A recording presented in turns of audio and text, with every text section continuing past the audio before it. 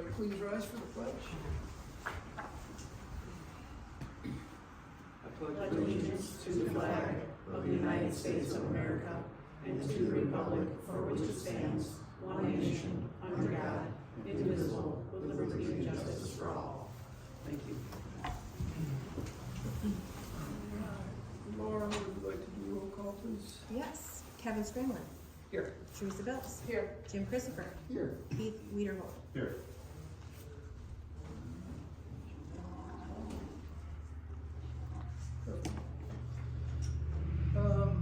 Approval of the agenda for tonight. Teresa, I know you have an add-on. Yeah, I need to add on letter D, school tax agreement contract. Contracts, plural, there's 4 of them. School tax agreement contracts. And then, I need to add on one too, or make it E is for Mines of Groveland sign. Anybody have anything else? I've got a couple of things to discuss, I don't know if they warrant letters. wanna be letter F, Jim, discussion, or do you wanna just talk about it during, your time at planning commission? All right, give me a letter F, please. Okay, I would like to talk about instituting a policy, that deals with past owed monies to, the township. okay, so discuss policy for, overdue funds, or due, Yeah. monies owed, discuss policy for monies owed to township. Yes. Okay.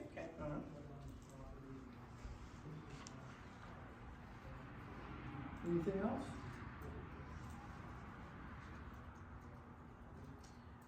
We normally don't have this like this, but it's been, It's been a little quite- crazy. Yes, So, it has been. With that, I will take, I'll make a motion that we approve the agenda with items D, E, and F added.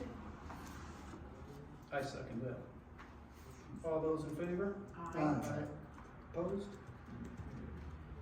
All right, next, in your packet, you should have got your board minutes for Township and Fire for February 10th, 2024, 25. or 25, geez. Better change that on your sheet. Mm-hmm. You know you gotta watch what you put down, or I'll read it. You guys, I know, you see it though. Has anybody got any changes they wanna make?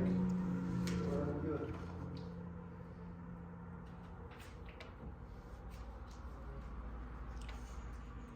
If we're good, I would take a motion to approve them. Motion to approve. Second? I'll second. Second. All those in favor? Aye. Opposed? Alright. Budget amendments. Laura, were you taking this? Did you know give you some goodies? On the budget amendments? Yeah, I know there wasn't much. Or Teresa, did you get any? No, Janelle said there's no, There was, she told me the other day there wasn't much, but I didn't know if she came up with remember I anything. asked you this morning, did Janelle? So I- she didn't give me anything. Okay. I didn't have She any. said the other day she didn't think there was any. I don't think there's any amendments, Okay. Accounts payable? so that should be in the packet. Yeah.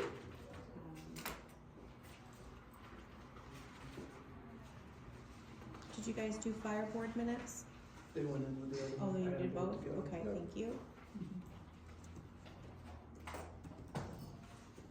I didn't see anything out of the ordinary here in accounts payable. Actually, it wasn't a real expensive month. I'll ask you, Laura, since you paid them, part of them, was there anything that was unusual? We did have a check for, $274,160. That's not ordinary, right? So that went to Barry Bass On the for fire the department, 3rd right? installment Yeah. of the new station. And then the other thing we did do, was the 50% down payment to MRJ Sign Yep. for the replacement sign that goes down there at, Oak Hill Road. I just say Whiskey River, the one in front of Whiskey River, right? And then, And that's gonna fix this, I know. and the sign that's in the back. Yeah. of our township property, yeah. So those were really the only two that were not the normal ones. Anybody have any questions? I make a motion that we accept the accounts payable for Second. February. Keith seconded. Keith second? Yeah. Thank you. Do we need a roll? Roll call, please. Kevin Scramlin, Yes. Teresa Bills, Yes. Jim Christopher, Yes. Keith Weiderholt. Yes. Teresa, you got financial reports? So the financial report, as you can see, there's a little asterisk at the bottom. Some places are a little slow this month. So this does not include all of our interest because Oakland County's local government investment pool still has not sent the statements for February. They sometimes surprise me and get them out by the 5th or 6th, but today's the 10th, they still haven't had them out.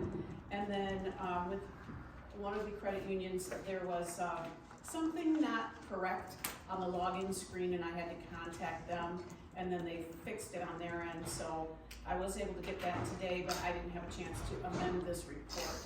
So there's probably $4,000 or $5,000 worth of interest that's not included across the board here in these totals for public funds. But they will be updated by next month. And as you see in 701, we have a large jump from 82,000 up to 193,000. That is because revenue sharing came in.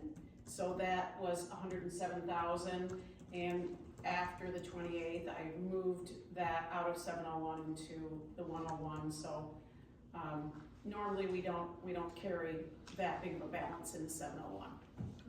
Just letting you know on that. And oh, I should probably mention, we did get statutory revenue sharing for the first time. So, you know, that was a big thing, that all the townships were gonna be included in statutory revenue sharing for the first time in, what was it? 21 or 22 years. That's from the state. Yep, so they were only giving statutory revenue sharing, so they have two kinds, constitutional revenue sharing and statutory revenue sharing, or we used to call it enhanced revenue sharing. So it's just in addition to what they normally would give us for sales tax. So they've reformulated, and it's based on taxable value of the township and population of the township. So there's two things that they calculate. And so we were budgeted, at budget member, we were budgeted that we might get like $6,500 for the whole year. We've gotten about 3,300 of it, and this was just our first installment. So it may actually go higher than that, I don't know. I looked on the computer just before I came out here to make sure the numbers didn't change, and they still had us at like 65, 70 or something Okay. like that, so. So their estimates are based on what they think people are gonna spend this year. So Yeah. anyway, that is the first time we've gotten that in quite some time. So just wanted to mention that. And Teresa, what's that called again? Statutory? Statutory revenue sharing. Okay. It's the new one that all townships are now getting. It's actually just being reinstated. I guess they used to get it years ago until the early 2000s, then they did away with it. But there's been a push to get it back, so. Yeah, it's great. Let's hope it keeps going. I will make a motion to accept the financial reports on general fire and building funds. Anybody second? I'll second that. Teresa second. You better roll call that, Laura, since it's one. Teresa Bills, Yes. Jim Christopher, Yes. Keith Weiderholt, Yes. Kevin Scramlin. Yes. Investment report? That's what I just did. Oh, I'm sorry. Yeah. Jeez. I'm reading too much stuff. Right, you're on presentations. Yeah, very good, which we don't have any.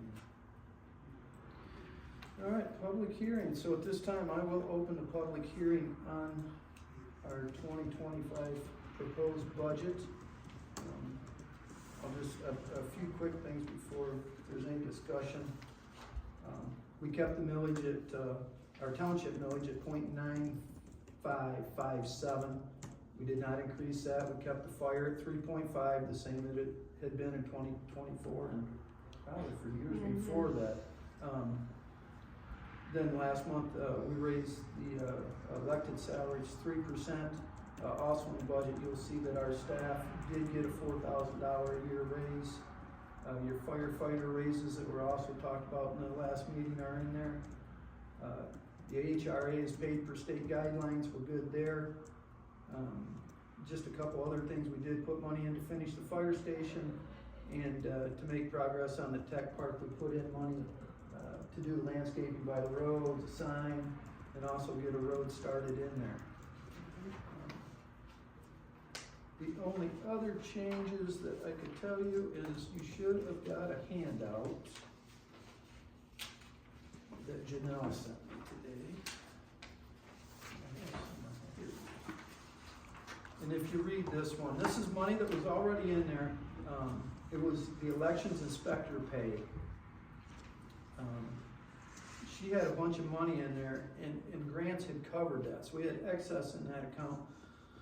So we proposed to take the money down and split it out, and there, you'll see it here, there's 110 for border review, 2,000 going to computers and internet, RICO, 600 repairs and maintenance, 1,200 to telephone, 7,000 for utilities, 1,000 street lighting, 1,240 to planning commission, and 1,263.26 to youth assistance.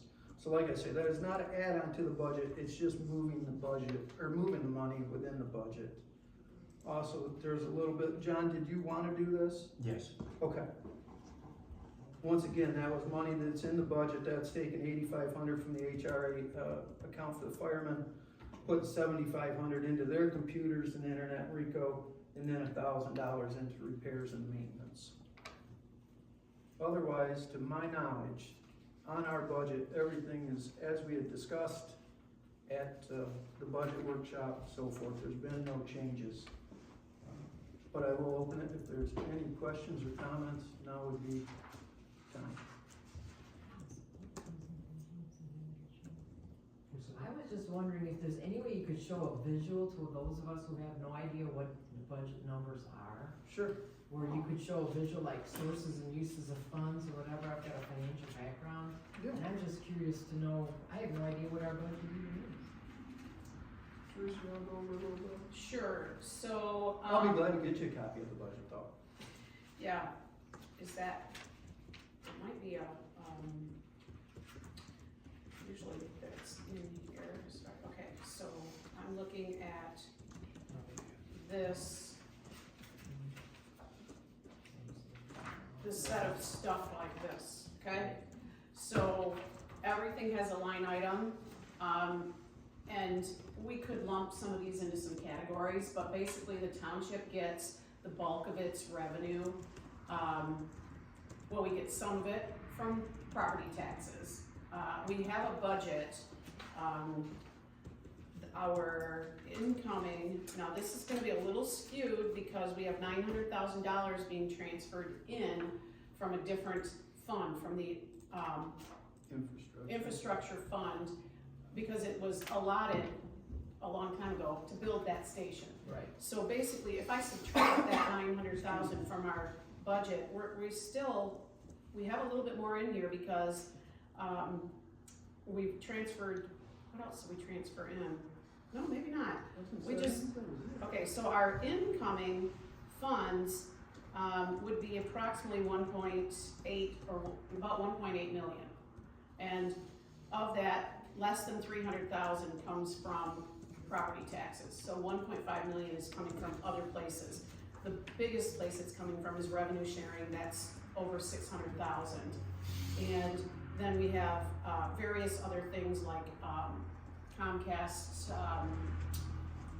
what's that, franchise fees, Township has 2 cell towers. yep, cell tower stuff that we get from all Gravel- the cell gravel phones. pit, things like that. Yeah, and then we have, whatever money's coming in, we have our budget with all the line items that show everything that we plan to spend. And they always have to come out equal, they have to come out the same. And so we basically put in all the things we plan to spend, and then whatever is left over goes into, basically the savings, which is called capital outlay or, something like that. don't quote me because Janelle knows the exact things, but the money that's left at the end goes into a capital outlay reserve of some sort, and then that is, like our savings account, right? And so, for the 900,000 we have transferring in from infrastructure, we have that going out on the expense side to the station, building. And so, the township's normal budget, without having these other outlay expenses, is usually around, to the best of my recollection, the last few years, and Jim, you can correct me if I'm wrong, but I think it's around 1.3 to, anywhere from 1.2 to 1.4 million on a regular year, right? And that's incoming and outgoing. Same pretty much with the fire, I think, it was pretty close to that. So, the property tax revenue coming in doesn't cover all of that. For township, we have various other things that we get. For fire, they have other incoming, including ambulance. They have the Renaissance Festival, and Camp Tamarack pays $25,000 in lieu of taxes because they're a tax exempt. So they have some other things as well. So if you really want to look through, all of this is public information, and, we can provide you a copy, or it's in the board packet, which should be online, right? Yeah, please, I'm just curious. Yeah. No problem. Yep, and so we also have an infrastructure fund and a building fund and health fund, and each one of those has their own specific budget, but those don't have as much activity on them, right? So, does that answer your question? Yeah, I'm just curious. So Teresa, you have by month, the general ledger accounts showing money in and money out? Absolutely. At a high level, I mean, we're not talking about Yeah, $50 so- to fix a, Yeah, All the of general that- ledger accounts. Yeah, Oh, yeah. all of that is always in the board packets. It lists, what percent of the budget we've already, Yep. spent out, or how much is left to spend, and so on, and that's why, if we have to make amendments to the budget, Yeah. it's because we fell short in one area, or we have extra in You another. move money Yeah. around. Yeah. So, Yep. is there any other comments? You know what, I do wanna just mention, just because I should, the state bank has recently announced that they are merging with a bank called Choice One. And, so that is supposed to take place this Friday. They're closing for the whole weekend. We use State Bank for our tax account, credit card account, and dog license account. So anytime a person comes in here and uses a credit card, swipes it on the machine, it goes into the state bank. So they'll do that for dog licenses, they'll do that for building department fees, they'll do that for taxes. Some of our waste haulers actually will pay that. So that all goes into an account at State Bank, and then from there I disperse it to appropriate places. But they are merging, they're no longer gonna be called State Bank. I'm assuming that they're gonna be just fine with all of the checks that we already have created that say State Bank on them, because I don't think it's gonna change our routing number and account numbers. It's just a merge, so I would think they would. yeah, and that changeover, I'm scheduled to have a conversation with the bank. Oh.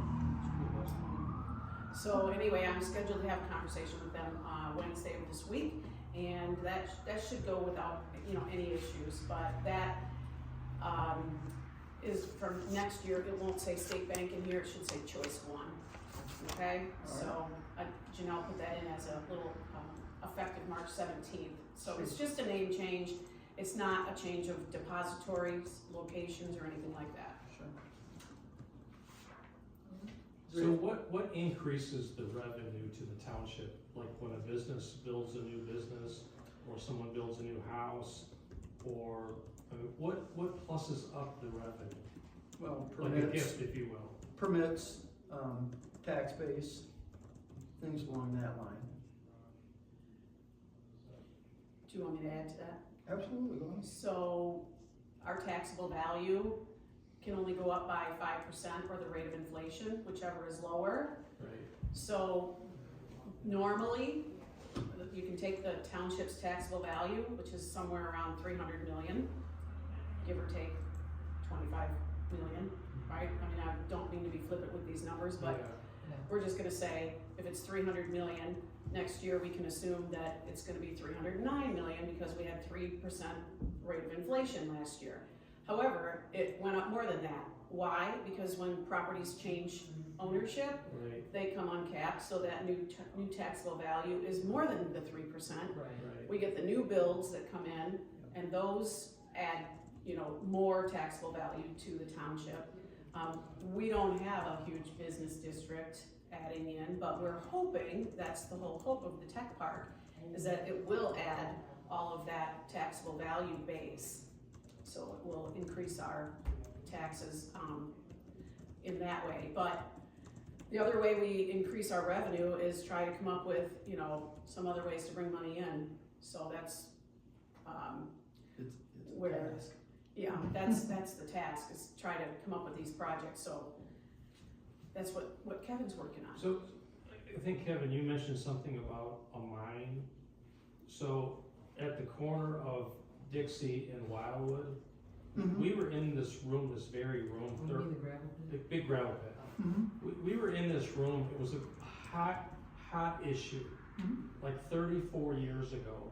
People were yelling at each other Mhm. because the township didn't tell us Oh, that the there maps was, weren't updated to show that it could even be a gravel pit. right, it was just a coded field. wrong. It was a field back behind your uncle's place. I know what it was, cause my grandpa sold it to him. Yeah, so apparently there was a judge decided back like in 1972 or 74. that Cause my they- grandpa sold it to him in '68. Okay, Yep. so they could mine it and mine it and mine it until they couldn't mine it anymore. But if I was the landowner, I would say, I'll take 2 truckloads, even when it's almost all gone, just so I don't have to reclaim the land. And I think it was 3 or 4 years ago, coming down Wildwood Road, I looked across and I saw that it was filling with water. They're digging a lake in there, But where's the water coming from? Groundwater. groundwater. So if ours runs dry like it did up the road on Dixie Highway, what's our recourse? Well, I hope that never happens. Right. But B, Levy, all them gravel companies are bonded for that type of issue. And it's very interesting, not to sit here and defend the gravel company, Right. but I've got to know Levy's people some. And the gravel industry or Levy has almost done a flip on that, because they have figured out we can make almost as much money at the end reclaiming it and selling it for a subdivision as we can taking the gravel out of there. So years ago, when they're used to just, like you say, dig a hole, abandon them, those days are gone and past, and they're really regulated now to reclaim them. So I remember when we were in these meetings, and there were so many people that came here, we had to go to the trailer park across the Yeah. road to use their Mhm. pavilion building. But people were almost throwing eggs at each other. They were very upset about this Yeah. because they didn't know this was in their backyard. Oh, But we were led to believe that this would be like a 15-year project. And this was like 34 years ago, and they're still taking out. So is Some there a gravel. minimum requirement? Cause if they take 2 teaspoons of gravel out a year, I can tell you, Forever. they're It'll never be gonna be over. done there within the next 2 years. So it'll be They've already told me that. a couple more years. Yep. And then what happens? They're gonna fill it full of houses, is what's gonna happen. Seriously. where are they gonna get, that's quite a big hole. They haven't done anything other than just dig it out. I'll tell you, they took me to one down by Milford, right, just this side of 96, there's one they're building in there in an old gravel pit. Yeah. And if you go in there, you would never know that it was a hole, and it was a bigger hole than this. There's one up in Oxford too. Exactly, I've been through that Oh, that community. thing's huge. It's It's unbelievable huge. what they do with them. So maybe 2 more years of pulling gravel out of there. That's what and- they say. And then they're going to reclaim it. Yep, But who's going to hold they're it? actually working on reclaiming some of it already. Will they? Do you believe they will actually reclaim it and do what they said 34 years ago? Yes, I do, Okay. I really do. Good. Good. Yep, I really do. Yeah, Levy's very aggressive on that. And it's funny you say that, because I've got educated when you talked about the court moving in. That's the only way there is a gravel pit, because if they came in here now to get a gravel pit, this board don't wanna give them the okay, because we're never gonna get reelected again. Yeah. So they figured out years ago in Michigan, you go to the court, get a consent judgment, then it's out of our hands. Okay. That's how they get around it. So the good news is maybe 2 more years of dragging, because we don't see a lot of gravel trucks coming out. No, and that's what they said, they're coming right down to the home stretch, and he even told me what it is that they're still mining there, there's like one thing they're getting out of Yeah. there still. We sometime hear from our house the shaker gravel Oh, sure. sort of thing, Yeah. but it's not a lot of activity. No, there'll be a development. And with coming that in. Dixie Highway traffic, man, it's dangerous pulling those big Oh, trucks yeah. out of there. And that's the nice part about that too, when they go to close that road will be closed. That private driveway. Yeah, they're gonna have to come off okay with it, Wow. yeah. Well, that's a good update, thank you. Yeah, you're welcome. Is there anything else? All right, if not, at this time, I will close the public hearing, and I will take a motion to accept our 2025 budget with the budget adjustments that Clerk Keller has for us and the fire department. I'll second it. Second? Yeah. Want to take a vote, Laura? Jim Christopher, Yes. Keith Wiederholt, Yes. Kevin Scramlin, Yes. Teresa Bills. Yes. Alright. Moving along, unfinished business, I don't believe we have any, so let's step right into new business. Discuss Freedom of Information Act Coordinator. I believe this stems from FOIA's, and, we don't actually have a coordinator at this point. I think Janelle has taken it upon herself to do it. And I think that's the way it needs to be too. So I would make a motion that we make Janelle, the Freedom of Information Act Coordinator. I'll second that. Second. So this, I was just looking at this last line, it says, on March 10, 25, the Groveland Township Board of Trustees designates Janelle Keller clerk and/or Oh, the township perfect. deputy So Laura clerk to could do it serve too. as the township FOIA coordinator. So do we wanna say it's just Janelle? No. Or do we wanna say? No, read that right, make the motion with that. I didn't see that portion on your deputy. I That's didn't either perfect. until just now. Alright, so we're just gonna change that motion slightly, Okay, okay? I typed that up, so I know. Oh, Oh, okay. you got it? Mhm. So, just so that everybody out there can, I'll just make the motion that, we designate Janelle Keller, the clerk, and/or the township deputy clerk, which at the moment is Laura Baki, to serve as the township FOIA coordinator. I'll second. All those in favor? Aye. Opposed? Alright, discuss foreclosure prevention. Teresa, I think you had So, yeah, this is just a real quickie. Last year, the Oakland County Treasurer's Office had somebody come and do a little presentation on their attempts to keep people from going into foreclosure. Long story short, they have asked us if we would address this. It's the time of year when unpaid property taxes get sent down to Oakland County for collection. They pay out what's owed to all the taxing authorities, including us and the fire department, but then they take on the debt and they go and they try to collect it from everybody. So if at this time you have taxes from prior years of 2022 or earlier, you could be in danger of foreclosure. They will come to your property and put a notice right on it, and they don't want to foreclose. This is their position. They are trying to reduce foreclosures, so they have a taxpayer assistance group that will meet with any taxpayer interested in scheduling a meeting. You can call them at the Oakland County Treasurer's Office, which is their basic line of 858-0611. Anybody needs any help with that, I am happy to help anybody. And to keep anything from 2022 prior year taxes being owed from actually getting foreclosed on, you have to at least make contact and start paying on something by March 31st of this year. So they only let you go behind by 3 years, 22, 23, 24. Even though we're in 25, we just finished the 24 tax year. So that's pretty much what they want people to know, is that they are there to help. Question. What does it look like out here? Is it like 0.5%, 2%? We have 2,661 parcels. I don't think we have anybody going into foreclosure. There may be one or two, maybe three that come even close, Wow. but they get the first right of redemption, right? And so I've seen some patterns where some things have gone into certificate of forfeiture, and then they get redeemed, and sometimes they'll catch up with more than 1 year, but you know, it gets difficult to get out of it, I think, when you fall in a few years behind, because there's a lot of penalties and things that get added. And, you know, but the number of foreclosures has gone drastically down That's good to hear. overall, so, yeah. And the other part of the question is it true that if you live in a trailer park, you don't pay taxes? Is that true? That is true. Really? So their taxes are,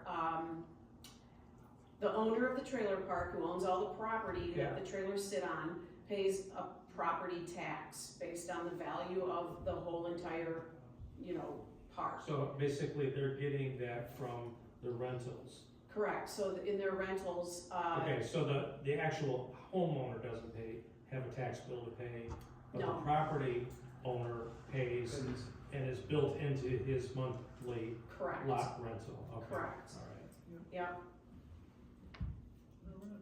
Yeah. Thank you. Uh-huh. C, discuss MAMC Education Day for the clerks. Laura? Yes. So it's a member education day for clerks. Registration is $50 for each member, which would be Janelle and I. We're asking to go. It is an overnight stay starting April 8th. The actual education day is April 9th, starting at 7:30 in the morning. So we're requesting lodging, mileage, and additional meals outside of the event. And yes, usually it's for elections and any new policies that possibly are going out for the year. So it's really good to follow up with that. Alright. That's fine. I'll make a motion that we approve the registration fee, the mileage, your hotel stay, and whatever meals you incur while Did we you're put there. a dollar value on that, or just agree to cover the expenses? I think we'll just cover the I mean, you could expenses. say up to $500. It Yeah. probably won't cost that That's much. fine, we'll go up to $500. Okay. How's that? Does anybody want a second? I'll second it. You wanna do a roll call there, Laura?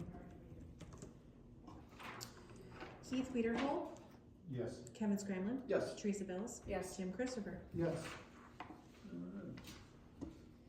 So I had on number D, Teresa's contracts. So, school tax agreements, every couple of years, maybe up to 2 or 3 years, we have to renew these agreements for the 4 school districts that we collect summer taxes for. So the law says you can recoup the cost, like some of the cost of collecting taxes during the season you don't collect for yourself. So we collect township and fire in the winter, and any school taxes we collect in the summer, we bill out on a per parcel basis. I've done a little bit of comparing with some local municipalities, and we're right in the ballpark. We have to approve these agreements as a board so that I can then present them to the school districts, and they have to then take them to one of their board meetings and approve them before we can actually. This agreement, you generated this, that you're, Yeah, so I'm asking the board to approve these agreements. I'm not changing anything, I'm just basically taking the agreement we had for the last 2 years, keeping the dollar amounts exactly the same, what this does is allows us to bill the schools a per parcel dollar amount, it's nominal, as reimbursement for reasonable expenses incurred in collecting the school taxes during the summer months, or during the summer season. And we also have them waive their right to interest earned by the township on any tax collection, in lieu of figuring out how much interest we should be giving them, because they're waiving all of that. Oh, we would just keep it. We would just keep the interest earned, because basically it's in escrow and they're just holding it, we're holding it, because we have to make sure all the checks clear before we distribute it and all that stuff. So basically I just changed the dates and made this go out from 25, 26, so we can collect this summer and next summer before needing to go ahead and redo this. And I think we're in line with, what other municipalities are doing. So I would ask the board to just, I'll make a motion.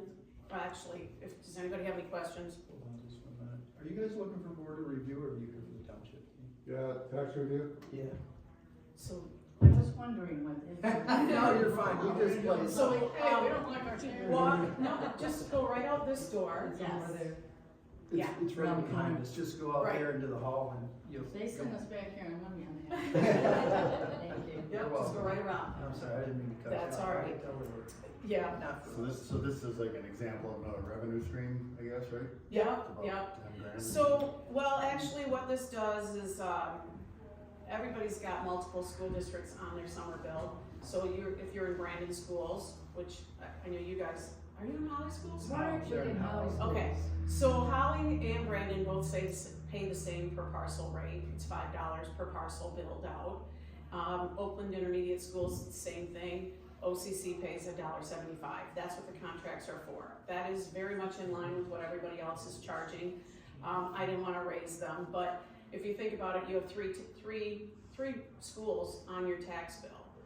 We can't charge the state for collecting state education tax in the summer because they just don't, they don't allow that. So it's about $11.75 per parcel. So if you think about, how many parcels we have in the township, that's 2,600-ish.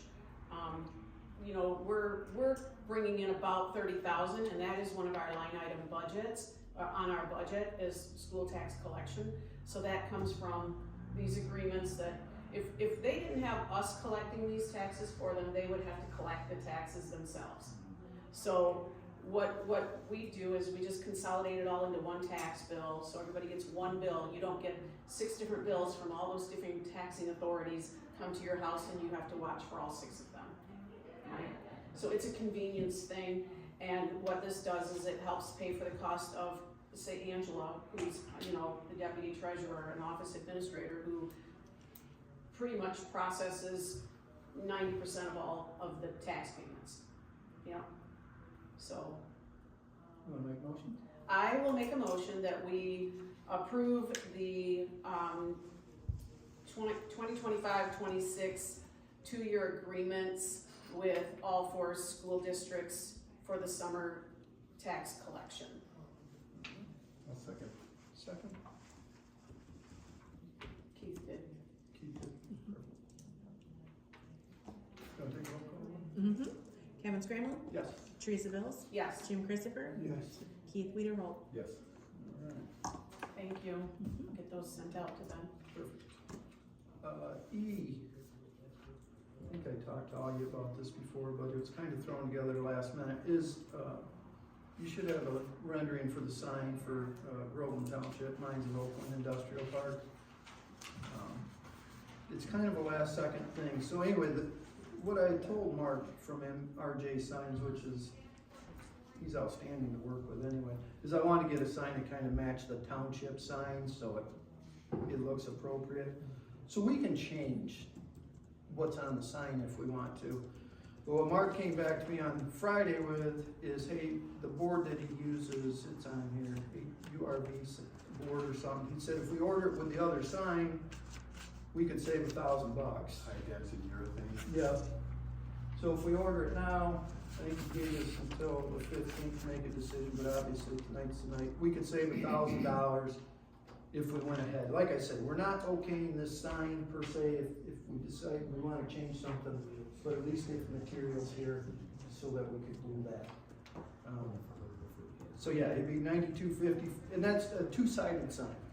There's gonna be two sides to it, not Those just are one. gonna go like perpendicular to the property, so people driving by would see it from both sides. Yeah, you can. So it's not gonna sit parallel with it. No, I'm sorry, it'll sit like that, so when they're driving by, it'll be each side will have. Okay. And this one's not illuminated, right? No, it's, well, Fire we're, department one is illuminated. yeah, this one's not, but we were talking about, when we do the landscaping, we'll probably put some lights to show up on it. Is what we figured was probably the cheapest way to do it for now. In case we end up with a different sign there sometime, depending on who our tenants are. Tenants want. Yeah, so anyway, so if we gave him the go-ahead, we could save $1,000, so it'd be $92.50 for the sign, that's installed and everything. If we wait and do the same sign, it's gonna be $10,250. It's a no-brainer, I guess. Yeah, I think so too. I think so too. Mm-hmm. I'll make a motion that we give MRJ Signs the go-ahead on this for the $9,250. We do have to give them a 50% down deposit like we did on the other side. Sign, excuse me, for $4,625. And does this cost will come out of our infrastructure?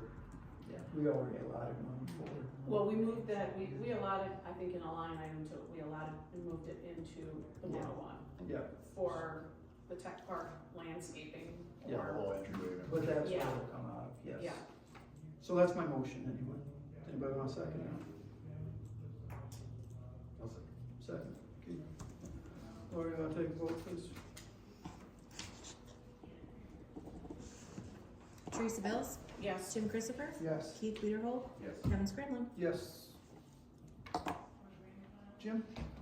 So I wanted to bring this topic up, to get us thinking about a policy. I don't know the fine line or the discrimination between a policy, let's say an ordinance. But say I'm building a home here and I haven't paid my inspection fees. It's called second inspections fees. Say I failed a couple, by normal convention, there's an additive charge, or there can be. Say I haven't paid it, whether I'm being hard-nosed about it or not, I guess doesn't matter. And I want to get a certificate of occupancy for all the right reasons. My opinion would be, as a township spokesperson, pay your fees or you don't get it. I don't think we've encountered that, but I'm hearing that my favorite camp is playing hardball sometimes and makes decisions for us. And I think we need to talk about similar things. From what I understand, they owe us some money. They're building something that ought to be coming online soon. My opinion is, no, pay the fees. So I wanted to start the discussion somewhere. Yeah. And so, how do we all feel about it? And I would, So are these fees that you're talking about, are these directly related to the building permit and the new building, or is this like the old fire department money that they haven't paid us? so let's go back. He's only part of education here for you. Many years ago, they had what I call confrontational negotiation, which I just love. It's sarcastic.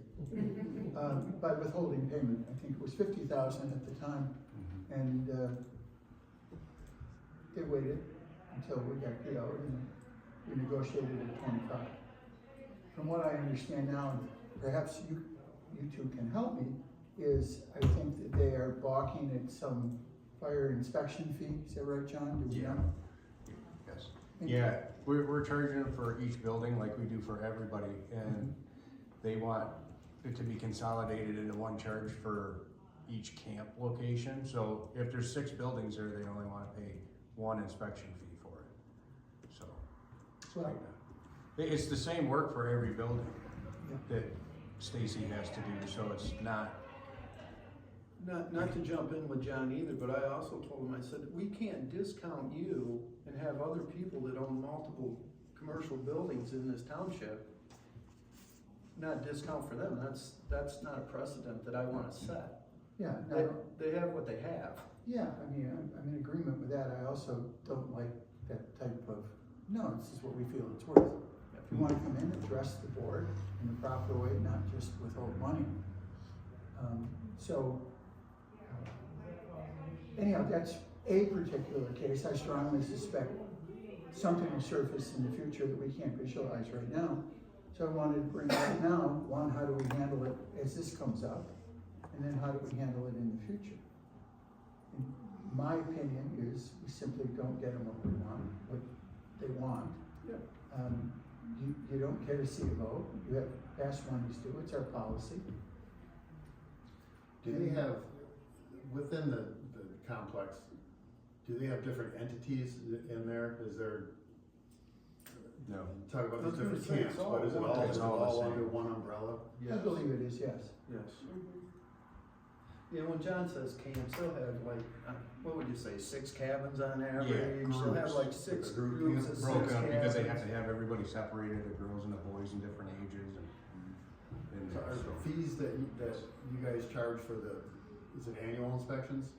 Yes. Is that's separate from that 25,000? Yes. So that 25,000 is for fire services, Yes. because they're not paying taxes, so that's how we get fire services reimbursement from them, so, okay, so that. And there's wording in their contract, don't take this verbatim, but basically what it says is that we will provide services to you as we would any other taxpaying citizen. So any other taxpaying citizen, we charge them for their fire inspections. Oh, that's actually great, Yeah. that the language is there, then what are we gonna say, okay, so, No, we're gonna get our money, or we're gonna go after our money. But I completely respect what you're saying, and I agree with you. I don't know enough about it, Jim. Would the planning commission drop something like that for an ordinance then, or what would be Well, the channel? I- Do you know? I don't know why we need, again, I I'm don't. asking, yeah. But my opinion is, I just think it would be good policy.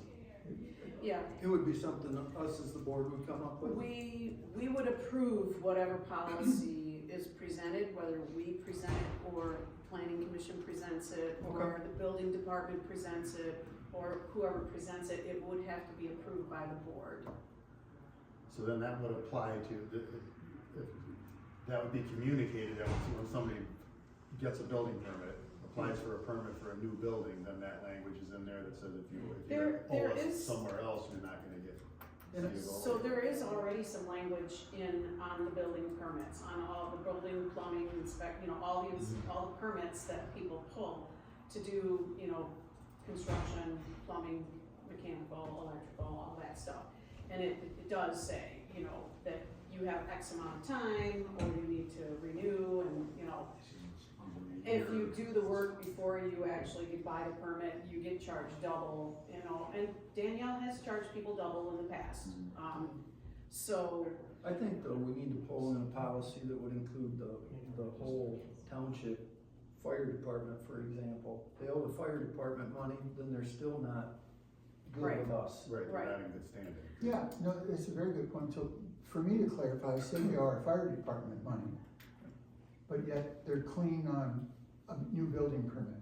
You still don't get the C of O till you ante up to the fire department. That's what I'd say we need something that wraps all the So- entities Yeah. together.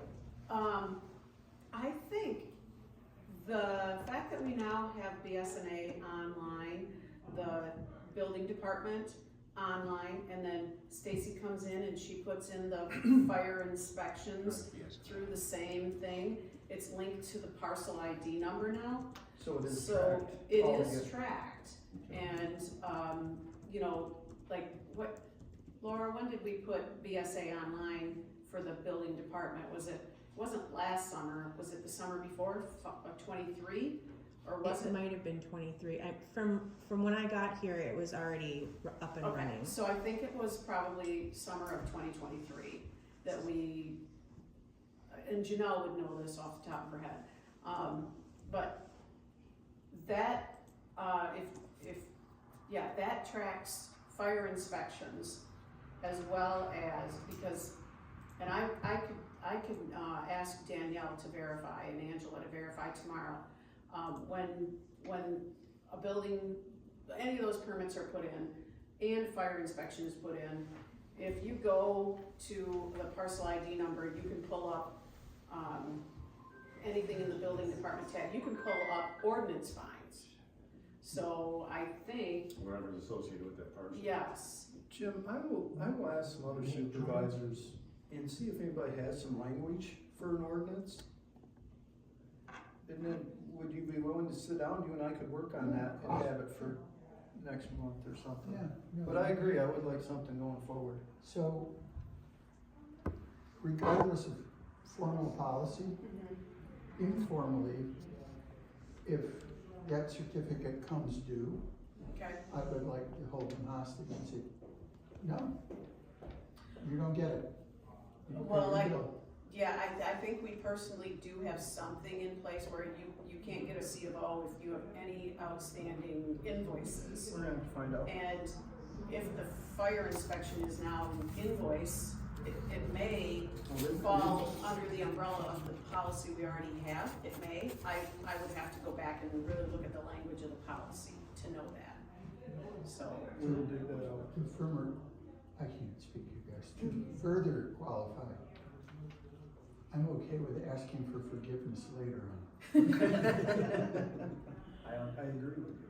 So, All right, well, we're on our way with that, that's great. was there anything else, Jim? That was it? No, that's it. No, that's a good point. No, I totally agree with you. All right, that concludes that. Miscellaneous reports, since Janelle's not here, I take it. I think Laura has Oh, do something you have something, Laura, for for Howard? Janelle. For Maya? For Haya, yes. Oh, I'm sorry, go ahead. That's okay. January 19 new cases, 6 new referrals. 2 children were from Groveland Township. February has 4 new referrals for school truancy or neglect. Family education event on vaping was held on January 30th, 2025. Mindfulness event held in February, and Haya is actually looking to purchase yoga mats for participants in the amount of $10 per mat. There was a Haya scholarship.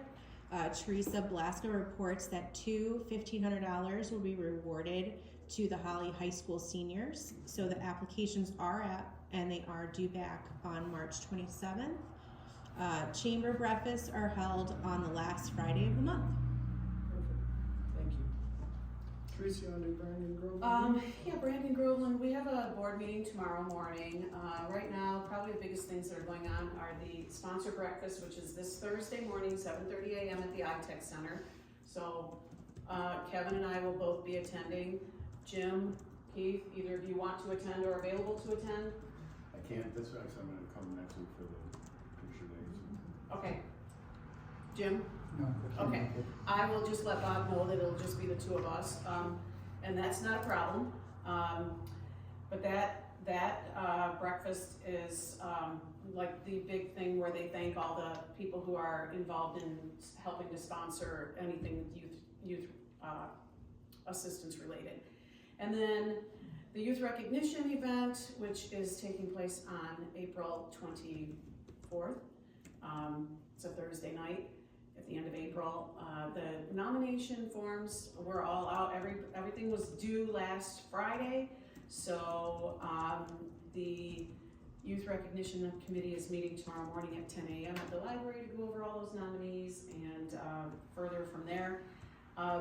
They have other things planned, including stuff that they do through the library, including what is that program? Parenting with Love and Logic. Best parenting program, really, it's a great one. And they offer that at a very nominal fee, so anytime that comes available, that's something that is always worthwhile. And so you can always check their website and Facebook page for any other updates. They do a really good job keeping things, especially on Facebook. Yeah. Thank you. Planning Commission? I was absent from the planning commission That's right. meeting. However, I do know at least part of it, and that was there was some discussion about the Vesper facility. And that unfortunately is all that I know.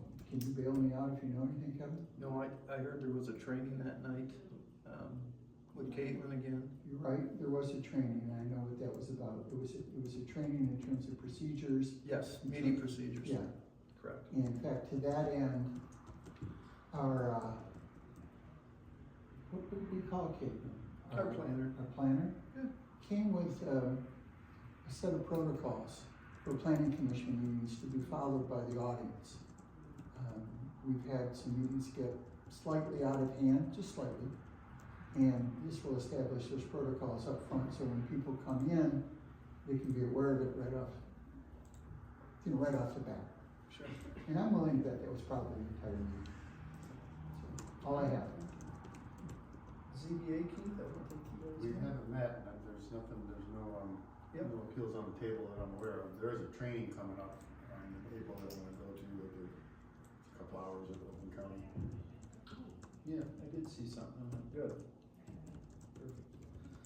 All right, supervisory report.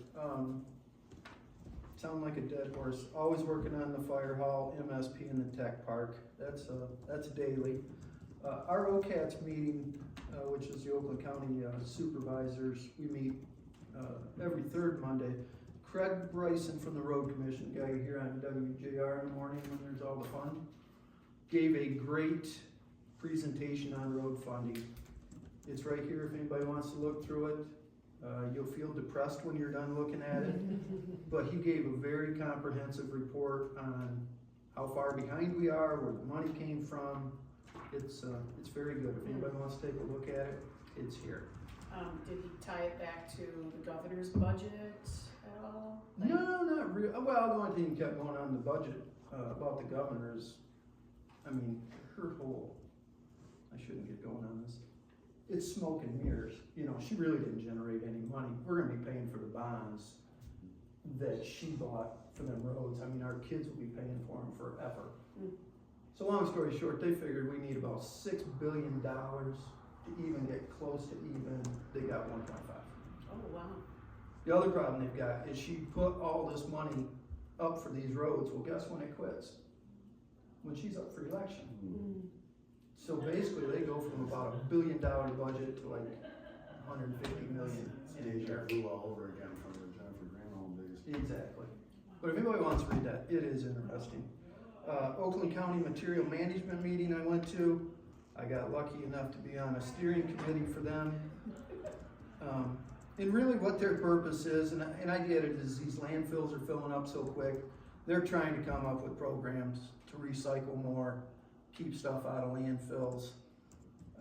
They got a lot of ideas. Part of the reason I'm on a steering committee is they wanted somebody from a smaller township. They're trying to figure out how to better, how should I say, vet these disposal companies.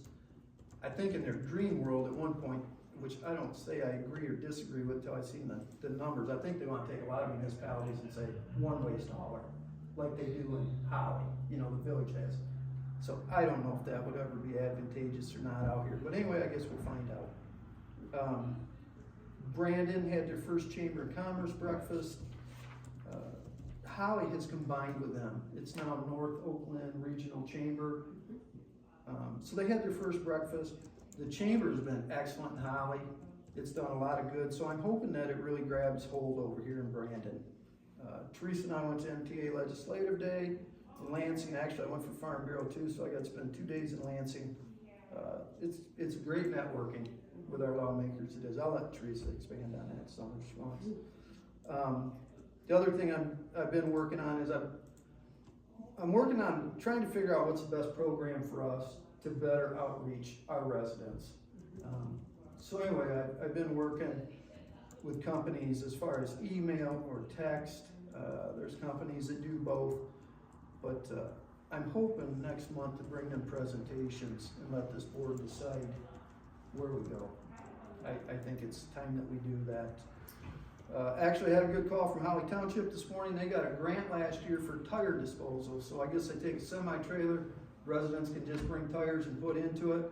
They got rid of 4 semi-loads of tires last year on their own.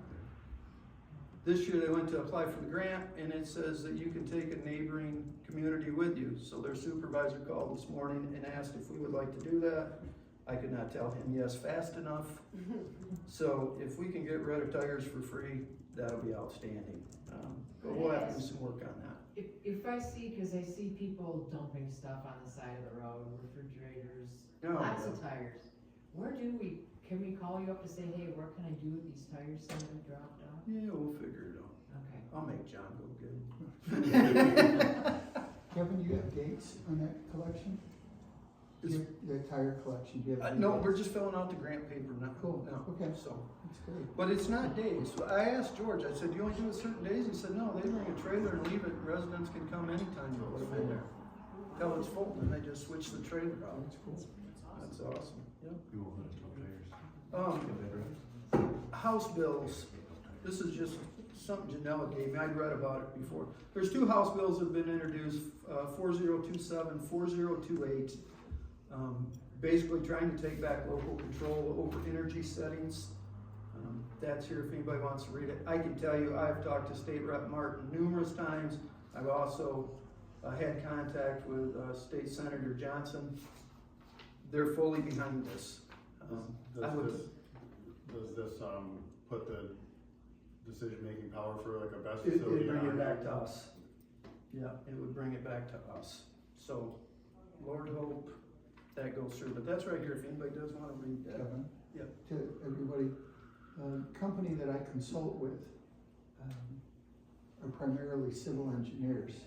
And it's public knowledge, so I can say this, DTE, has a number of solar farms. You may have seen them driving by, they're called solar currents. We,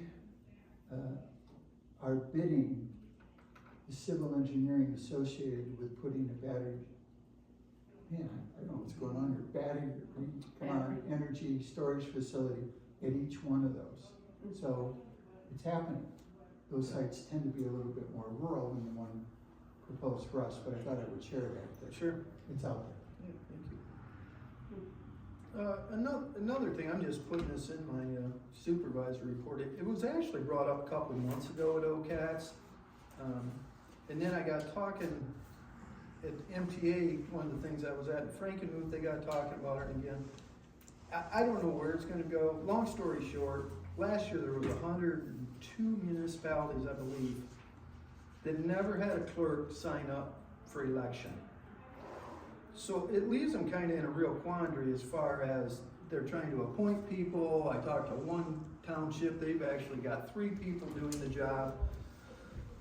So it's kind of a thing amongst everybody to try to figure out what to do with these clerks, just to make sure that, how should I say this, that you're fair in compensation and so forth. A lot of it stems from all the added election stuff that I'm sure Laura could tell you about. So I have been looking into that, because I would never want to see this township in a situation where we were having a hard time doing a clerk. And when I say that, the biggest hurdle is, I don't have to tell you guys, municipality pay compared to private sector pay is not even comparable. So there's been a few of those that have really stressed to review your clerk's job and compensation. So I am doing some stuff on that. Whether something will come out in the future or not, I don't know. So am I correct am I hearing you say there were 102 municipalities in which nobody even Nobody even got signed on the up ballot. to be, so they had vacancies in their clerk position? Yep. I can believe that. Yeah. Because the amount of additional work based on the election stuff.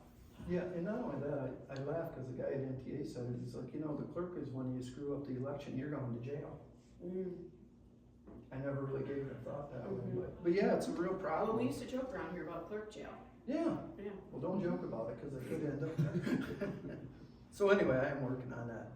And the last thing, I don't want to drag it out anymore. We had a couple situations in the township in the last couple of weeks with some elderly and stuff. And our chief, John, I just want to give you a shout out. You guys did a lot above and beyond what you had to do for those. I think a lot of people at times don't see your lights on or at a car accident or whatever, and they think, what are you doing? That fire department is doing a lot for the people of this community, and I appreciate that. I want to let you know. That's it. Clerk? Yes. Definitely. The first thing that we have on there is, and I believe it was included in the packet, was asking permission to pay Gina Mazzarelli for 4 meetings that she attended as a non-salary elected official. Like training meetings, when she went to the fire instructional thing in Frankenmuth with John? Yes, so there was the PC ZBA training down at Oakland County, Yeah, the PC ZBA training at Groveland Township Office Building, the ZBA subcommittee training for variance changes, and training with Teresa Bills and John Williams back in about September. is there a recommended amount that we're being asked to compensate her?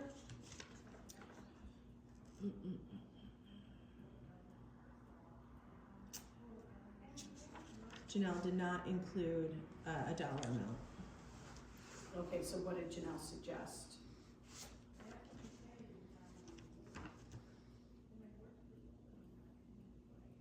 Just that we, That you guys vote if we're going to be paying Gina for those 4 meetings. okay, Would it just be the meeting, the regular meeting fee then? for the So- meetings? I'm assuming, Keith. well, I don't know. I don't know. I mean, if it's training, are we paying?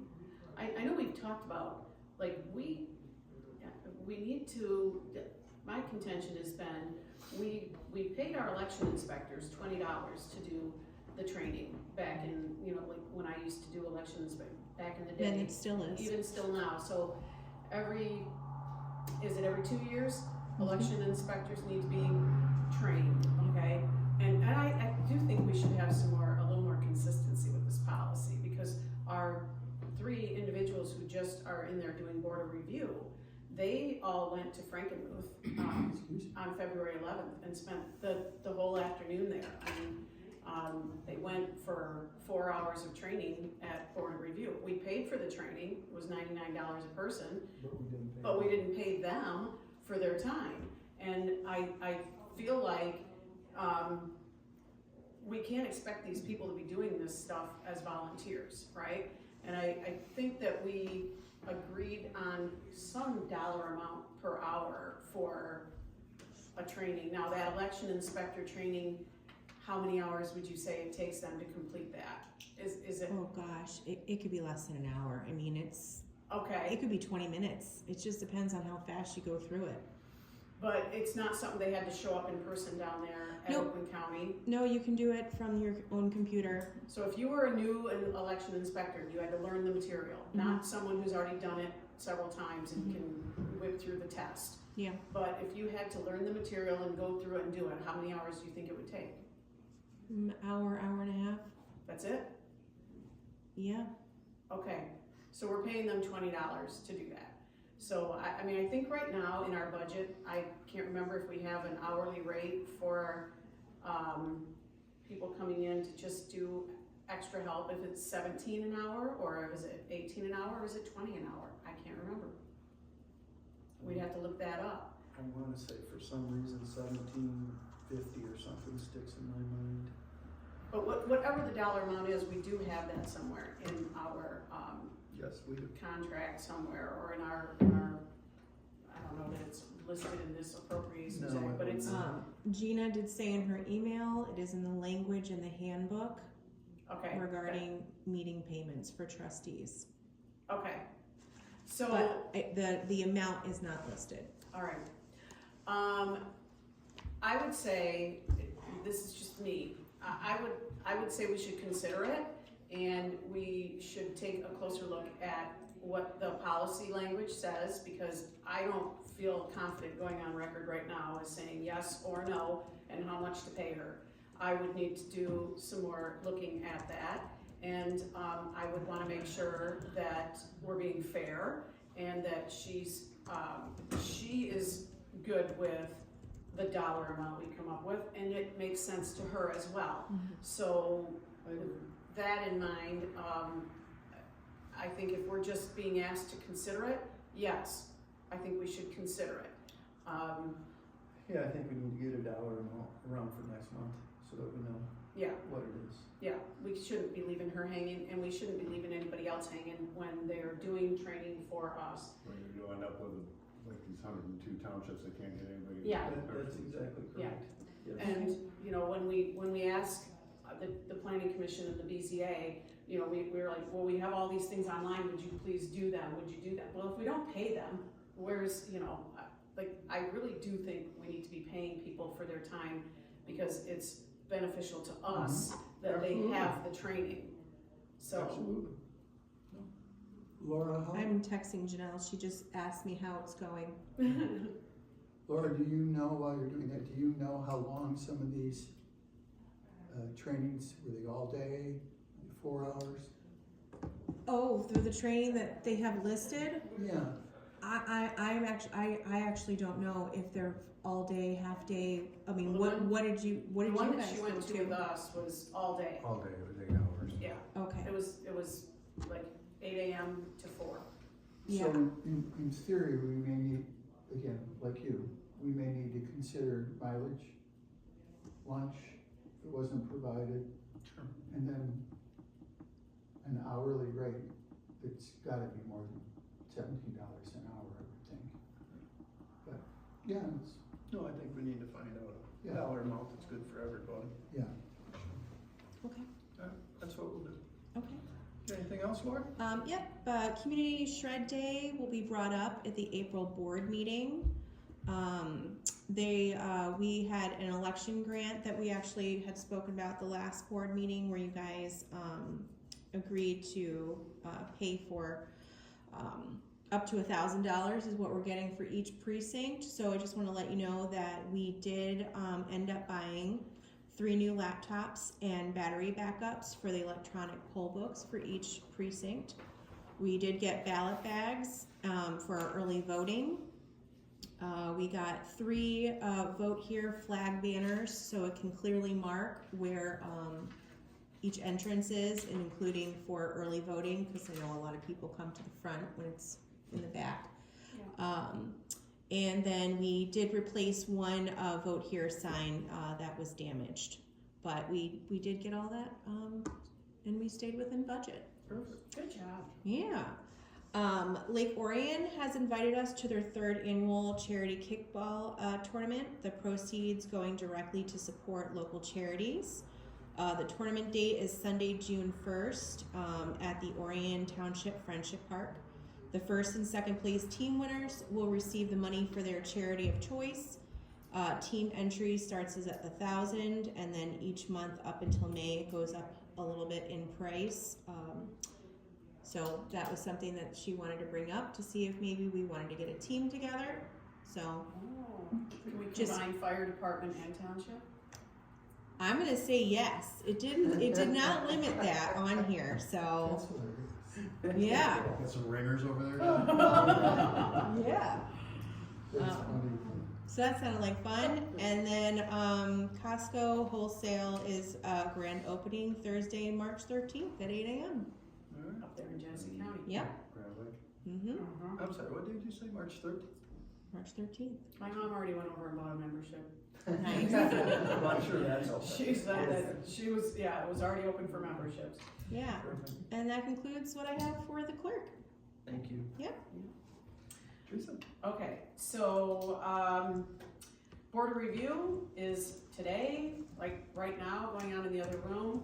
And then again on Wednesday, they're meeting Wednesday morning and afternoon. And I know that they had at least 6 or 8 scheduled appointments, so they've got some decisions to make, so that's kind of cool. Today, I did send all the unpaid parcels to Oakland County.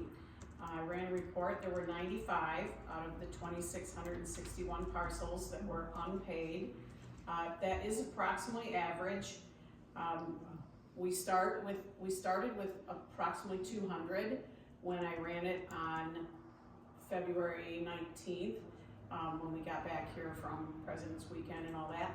And then I proceed to make a bunch of phone calls if I can find phone numbers, which is why it's important when I please put your phone number on the tax coupon.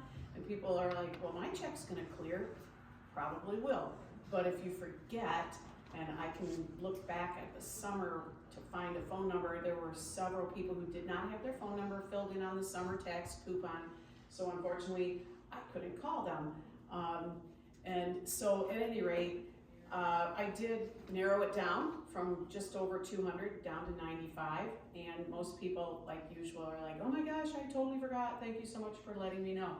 So, you know, I just try to save taxpayers money, because once it goes down there, then they add on another 4% plus 1% per month, then it goes delinquent, and then they add on a delinquent fee. It's just, you know, snowballs. So Teresa, how does the township communicate? How many citizens are in this township?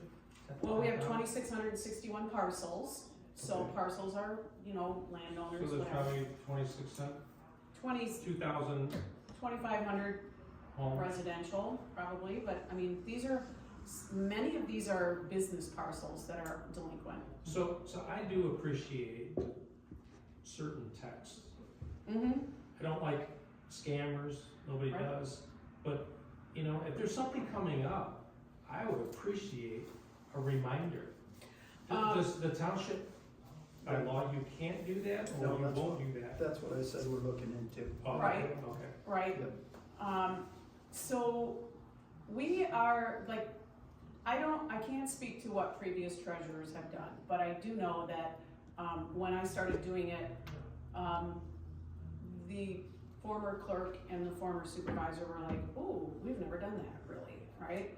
So, and other people are like, you know, you don't have to do that, right? And so, but I'm like, we're a small township, right? I mean, I run the unpaid parcel list, and I'm like, I know some of these people. I can call them, I can reach out to them, right? And so I really just trying to save people money. But on your tax bill, I mean, I try to clearly spell it out, right? Yeah. And so, I mean, how much are we supposed to do? How much are we obligated to do? Or how much can we do? It's kind of tricky, because some people are like, well, if you start doing it, then next year if you don't, they'll go, well, why didn't you call me? And so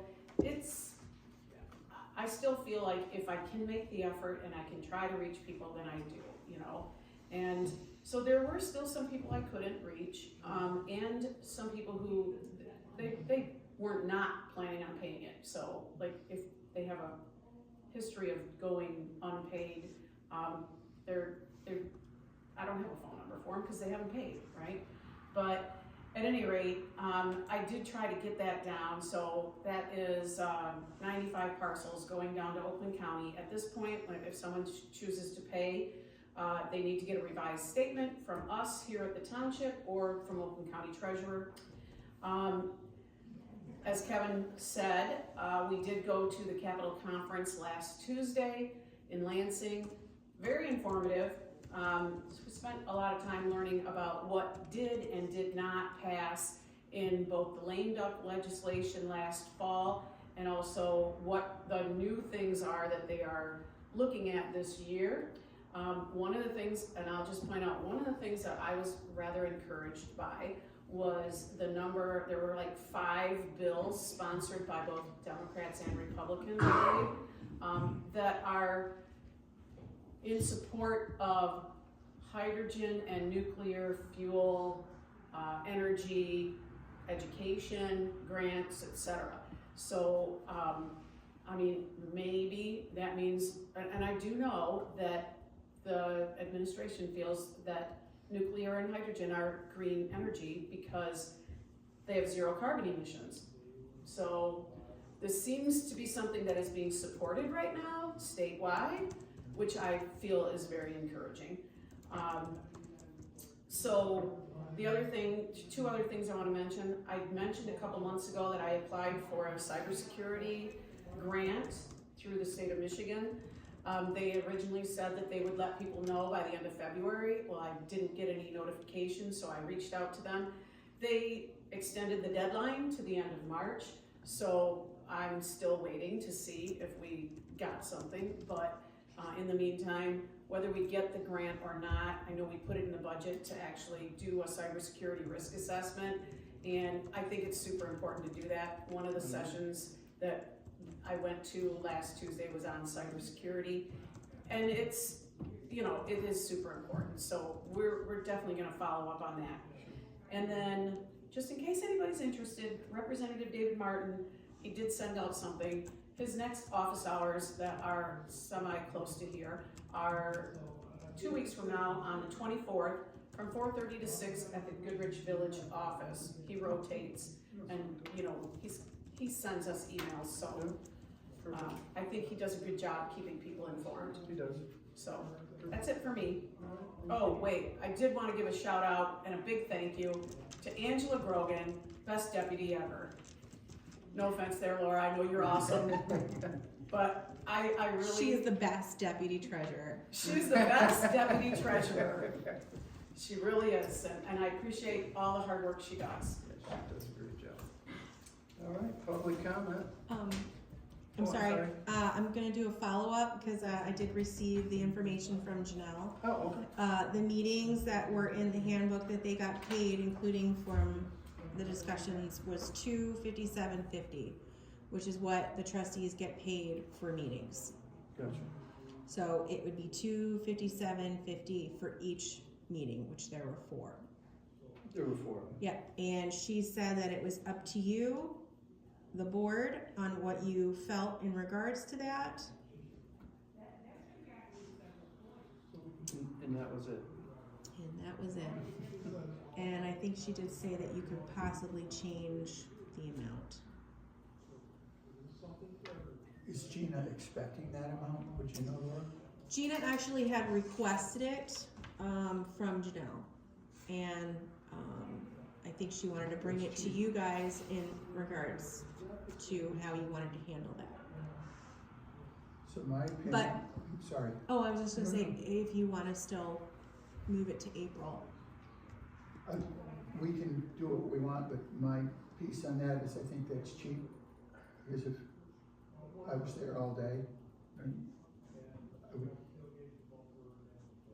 would, let's assume, I'm trying to do the math, everybody. That Just over $1,000. yeah, At 8 hours, it's $30 an hour, roughly, a little more. yeah, and if we annualize $260 on an average, no more than 3-hour meeting, that's 80-something. Yeah. So all of a sudden, an 8-hour day becomes 640, so I'm, if Gina wants 257.50 or whatever, whenever we vote for it, I'm okay with that.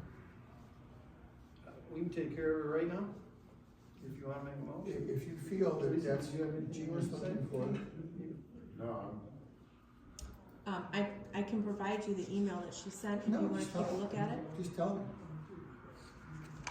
She just had asked that she had listed that the 4 meetings, and that she had read in the handbook, the paragraph regarding meeting payment for trustees to get paid for classes, events, non-township board meetings that they are requested to attend. Oh, it says that right in the language. What did you say the amount again was, Laura? 257. $257.50. So it's $1,030. I'm okay with that. Should we should go that way? I mean, I'll make a motion that we pay Gina $1,030. $1,030 based upon the 4 meetings she attended. Keith, second? Okay. Thank you, Laura. Mm-hmm. Do you want me to take a? When you're done typing? but budget-wise, there's a line for that and for trainings and Teresa Bills, Yes. Jim Christopher, Yes. Keith Wiederhold, yes. Kevin Scramlin. Yes. Thank you very much. All right. Back to public comment. Did we have any? I just have one question to Teresa. Sure. As property values go up, how much more revenue does the township bring in approximately per year? Is it 10,000 a year, 40,000 a year? More revenue due to taxes going up? Probably, well, if you figure it's 1%, so we have 0.9557 mils, which is about $1 Yeah. per $1,000 in taxable value. So if we go from 300 million to 330 million, we've gone up 30 million times, $30,000. no, it would be like 3,000. Let me get the math. So if we go up by 30 million, so 3 with 7 zeros, so I'm gonna take off the last 3 and we times by 0.9, it's 3,000. $3,000. That's what the township gets. The fire department would get about 10 at 3.5 mils, right? Wow, that's not a lot of money. No, That's based on the rate of inflation, right, the increase? yes, yes, because that's just based on the rate of inflation, but, yeah, because we're only charging 1 mil, right? So our entire 300 million taxable value will bring in, 300,000. Does the taxable value ever go down or does it always go up? The taxable value can only go down when the SEV goes below the taxable value.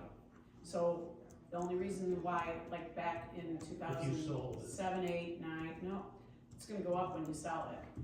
But by law, the taxable value cannot go below the SEV, the assessed value. The assessed or state equalized, right? So every year, your state equalized is going up a little more than your taxable. But during the time when all the housing market crashed and all that, and people's values of their SRV was coming down, down, down, and all of a sudden your house, you're underwater, you're backwards on your stuff. If your SEV goes down below your taxable value, they have to reduce your taxable value to match what your I SEV remember is. when that happened. Yeah. Our taxes went from like 5,200 a year down to around 3,000. Yeah. Well, that's- And that was So, like once in a 100-year event. Yeah, you're Exactly. gonna probably see it again, or you hope you don't, Well- because the whole country's in the tank. if that yeah, I happens. mean, that was when, so historically, this is what I remember the last board saying was, at that point, they raised the millage up to 3.94 for the fire with the promise that when the taxable value came back up, they would lower it back down to 3.5. And it took a long time for that taxable value to come back up, and then they did. So I can't remember what year, but I remember when I started in 2016, it was still 3.94, then it went to 3.8, and then it eventually came down to 3.5 because that board had promised we would do this when the taxable value came back up. So that's the history. So it is very difficult, like even if you don't, your house only goes up by, 3%, whatever, your taxable value is still going up by the rate of inflation or 5%, whichever is lower. So. Thank you. Mm-hmm. With that, anybody got anything else? Get a motion to adjourn? Motion to adjourn. Reconvene for fire. So Reconvene for fire. I'll second that. Second that, all in favor? Aye. John, the floor is yours. All right. Well, thank you for hearing me tonight. I'd like to start off with apparatus and equipment. Obviously, since it's so warm out now, we're gonna be switching the brush truck back over from the plow truck to the brush truck and put the skid in it. Oh, and you'll jinx us. Oh, I know, now we're gonna get Snowstorm. hit with an ice storm or something. Now we're gonna get one.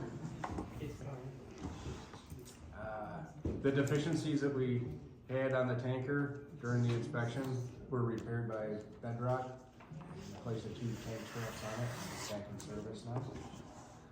I got the cat for the chief's truck last Wednesday, and it's on. And now I'm looking at lighting options for it. So I can get it Labels? marked. Yeah, maybe working on that. Yes, it is. People need to know when they drive up, it says fire, you're the man, fire, fire. Yeah. We request to purchase a hitch valve for engine 2. What this does is it kind of replaces our porta tanks that we traditionally set up. So instead of dropping that big swimming pool behind us, we just run a hose off of the side of the truck onto a Y valve, and then we pump from the tanker in directly into the truck with that. So it saves us a lot of space we don't have in these rural roads and the manpower to set it up and tear it down. It works well now with us because we do have it so many tankers coming with our automatic mutual aid setup. So everybody in the area has gone over to using it this way. Okay. So I request, up to $3,000 to purchase that valve from, equipment purchases, 206-340-980-001 line. We only need one of those? Well, it'd be nice, we have 4 engines, That's enough but for 4 engines? it would, no, it would, we have one on engine 1 right now.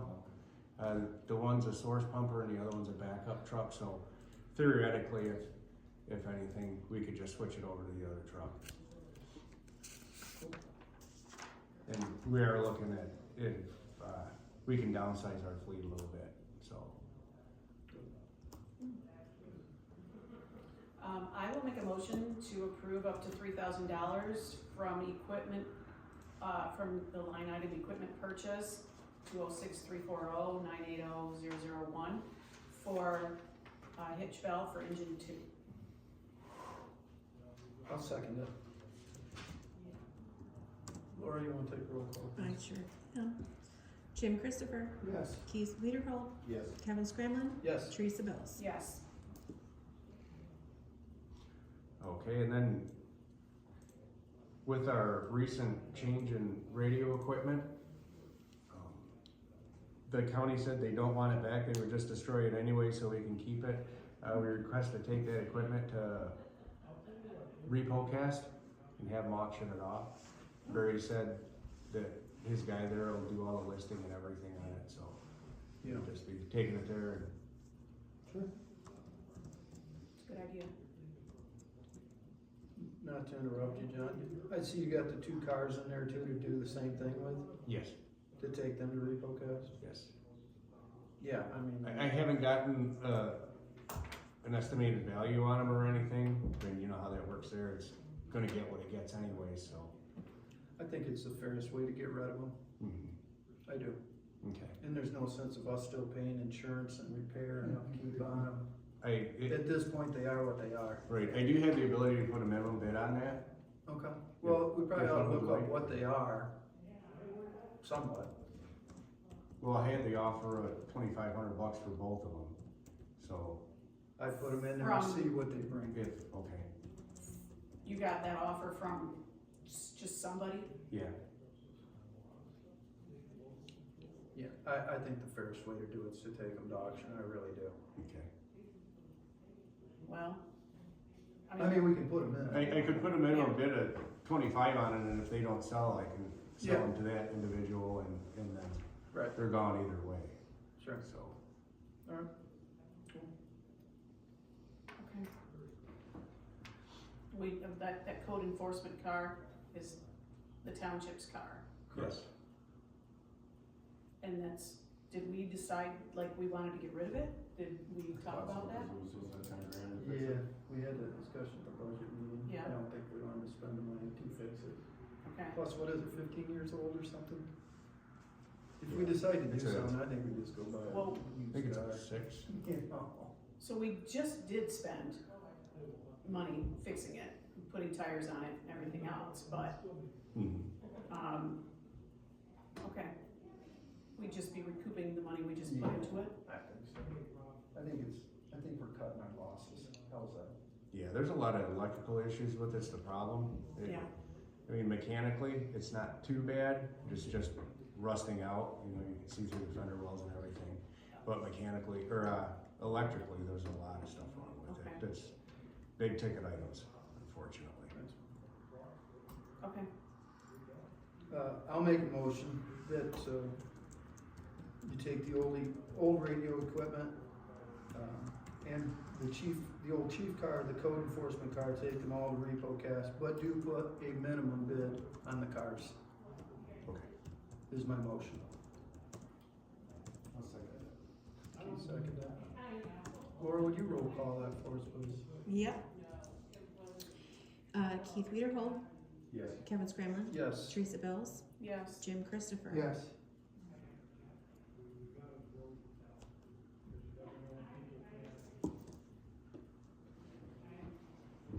All right, with that, I'd like to move on to personnel.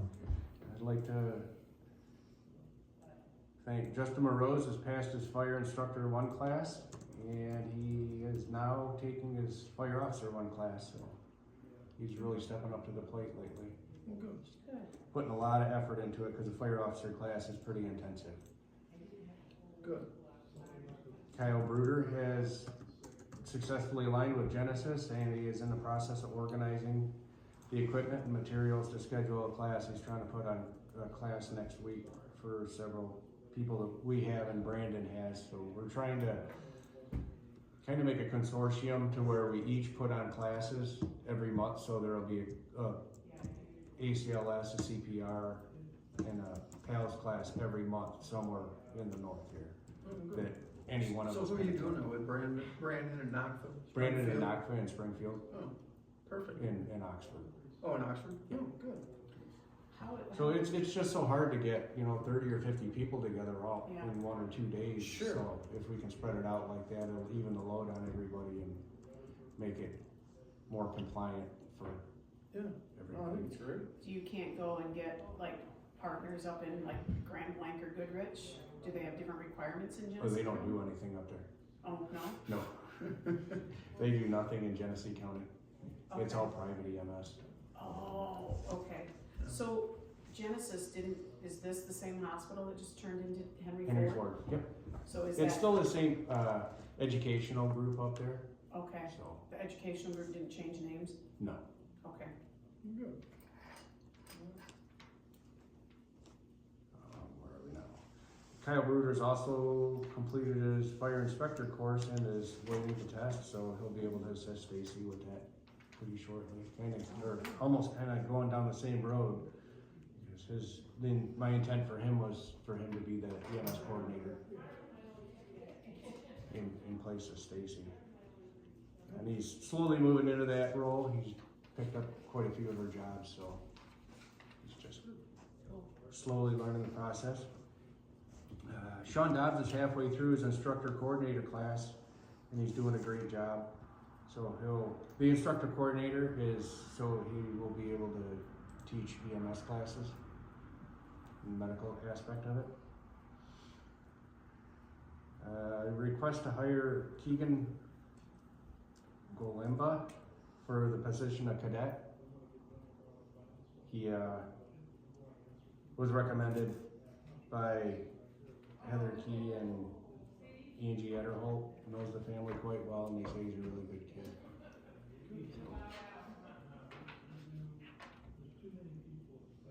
I'll make a motion that, we hire Keegan Galimba for the position of cadet. Second. Second. I think so. I think we do, don't call that one. Teresa Bills, Yes. Jim Christopher, Yes. Keith Wiederholt, Yes. Kevin Scramlin. Yes. Okay, and then here we have Abigail. I would like to hire her for the position of firefighter EMT fill-in. She comes extremely highly recommended by her instructor and everybody I've called and talked to. And she did extremely well in the interview, so Awesome. be happy to have her. We'd be happy to have you. I'll make a motion, Teresa. I will make a motion that we hire Abigail Kemsky for the position of fill-in firefighter EMT. I'll second it.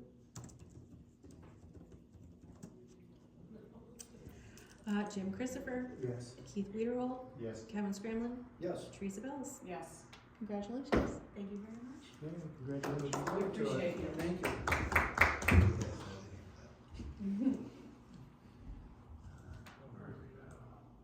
And after that, I have several individuals who would like to go to take further their education and go to EMT and medic class. Historically, we've kind of put people through EMT through us, but it doesn't always, we don't always get the benefit out of them. They either don't pursue it and test out of it, or they get it and they'll go somewhere else. In the past, back when McGee was here, we had a contract we did for this, but it was never enforced and it didn't really have any monetary value on it, really. It was just 2 years after you get it, and if you don't, then you owe us money back for the class. And it was never pursued to recoup any of that cost for us. I'd like to look into doing some sort of contract tied to an hourly rate repay for education, to further their education. So it'll be useful for us. And recruitment and retention right now is extremely hard. And I think this would benefit us. A few years down the road, I wouldn't see an immediate benefit from it, but because it takes time for them to go through the schooling. But after that, it would set me up for later in the future if I could do something like that. So when you did it in the past, was the retention rate higher? It was, the whole attitude, atmosphere and everything was different back then, you know, that was 15 years ago, 10 years ago, so people did pursue it a lot more because it was a different group of people and they wanted a full-time job doing it, so their heart was in it. Mm-hmm. But their heart was in it to get it, and then as soon as they got it, they went to Shelby and Sterling Heights and Independence, so where the money is. So you wanna come up with a contract for them then, John? Yes. I mean, am I understanding you right? Yeah, so it would be tied into, it would be a deduction in their hourly rate in order to pay it back, Mm-hmm. amortized over however long it would take to pay it back at a reasonable deduction in their pay. Sure.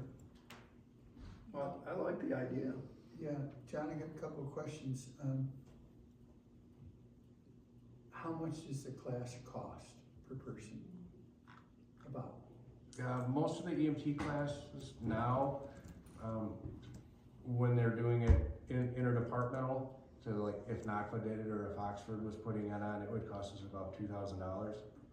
And then for the paramedic classes, they're generally around $6,000, unless you go to the private, and then they're about $13,000. Are there enough hours in the course of attaining that accreditation to offset those costs? In that time, Yeah. if they were EMTs, then I could utilize them, but unless they are firefighter EMT, I can't work them. They can't work shifts. Okay, let me say it a different way, and I'm not processing. I'm looking for a vehicle so that we don't have to collect money from them if they decide to move somewhere else. And what I was hoping to hear was they will be working enough hours in the course of getting that education that we'll be able to recoup, let's say, the $2,000. By the time they're done with it? Yeah, Yeah, unfortunately not with the EMT.